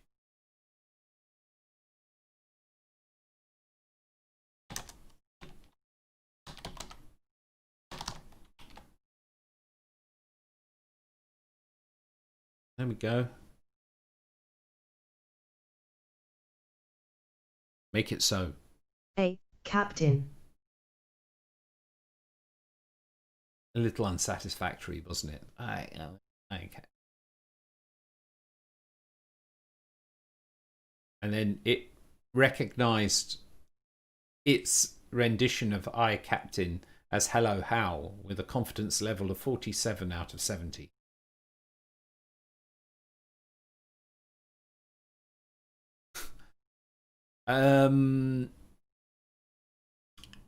Yeah, yeah. So the one answer to your question, Ike, is that because it's annoying when I do that and then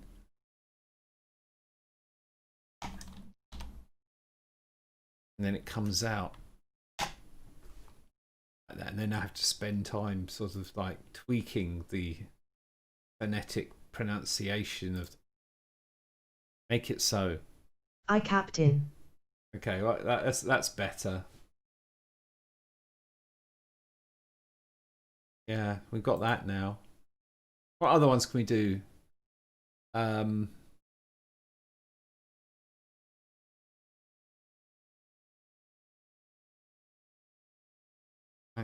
Jones.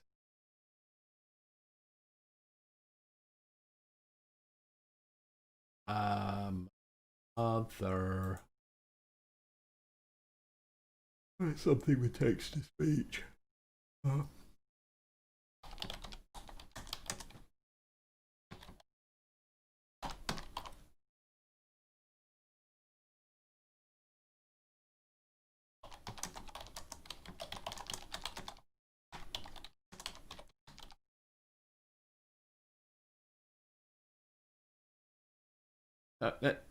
Let's see how this works. Oh, okay. Right, that's fine. I'll initiate Unreal Restart Protocol. That's a mouthful. You should have used Boost. Thank you so much for that.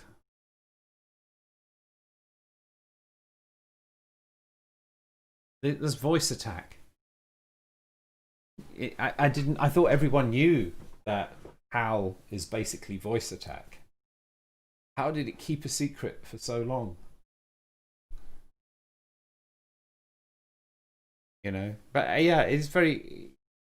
I have some problems with the microphone sometimes, but I think that's just the way I'm using the thing. But a lot of the time, it works very well. Bowl of the time, he works very well. Yeah. All of the time, he works very well. Left ball of the time, he works very well. Let form of the time, he works very well. Next form of the time, he works very hard. I'm just reading out back to Hal what Hal thought I just said. Next form of the time he works very hard for. Next 4 months that it works very hard for. Next 4 months that he works very helpful. Next 4 months that he works very helpful. Okay, that's really, it's settled to this. It's a bit like phi, the algorithm. You just keep on going until it settles. And so this is now Hal's prediction of the future. Next 4 months he works very helpful. I do actually like that as a concept. So I hope it's more than 4 months. It's an interesting game. It's more fun than work. But I'm going to try something. Take a random phrase. Give me a random phrase.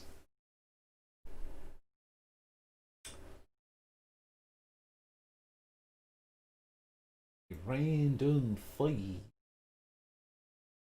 Everybody goes through a random. I can get a random, or you know, randomphrase.com. I'm sure that exists.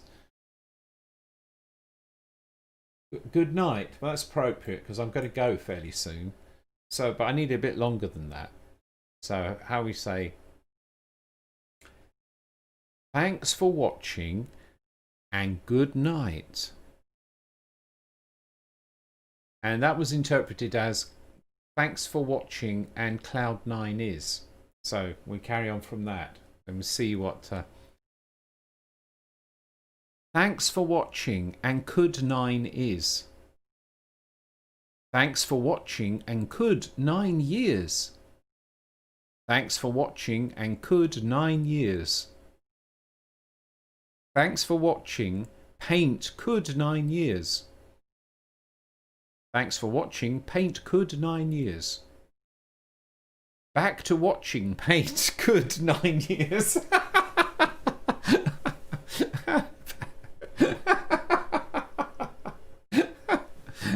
Oh, that's hilarious. Back to watching Paint. Yeah, I mean, it's better than this, isn't it? Back to watching Paint could 9 years. Back to watching Paint could 9 years. Yeah, it's definitely, that's what it's settled on. One more. Oh, hang on. Netscape money, that's what it's settled on. Netscape money, that's what it's simple. Netscape money, that's what it's simple. Oh, it likes that phrase. It's settled onto that one. I mean, we all know what happened to Netscape, but it's funny that Netscape is still a thing. So, you know, Netscape money is like, but this tells you something. Who trained this thing? Who trained this neural network? Huh? Netscape? Huh? Funny. It didn't say Microsoft, it said Netscape. It's quite fascinating. All right. We could ask it a question. We'll ask the Oracle a question and see what it comes up with. Right?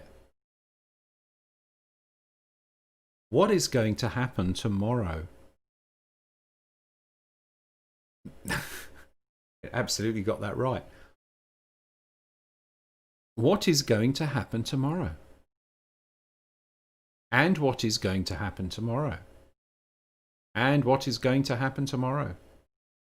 And what is going to happen tomorrow? And what is going to happen tomorrow? When what is going to happen so? When what is going to happen so? When what is going to happen so? When what is? When want to use? When want to use? And want to use? And want to use? For them to use? For them to use? It to us. I swear, it's like a message from the AI to humanity. What's called Sea Monkey now? But isn't that funny? What's called C. Marco the monkey? So it's weird. What is going to happen tomorrow? When what is going to happen? So when want to use and want to use for them to use it to us. And with that neural network generated, well, a kind of symbiosis between neural networks and this mush, I bid you good night, and I'll be back again soon. And everything. So take care. I'm off.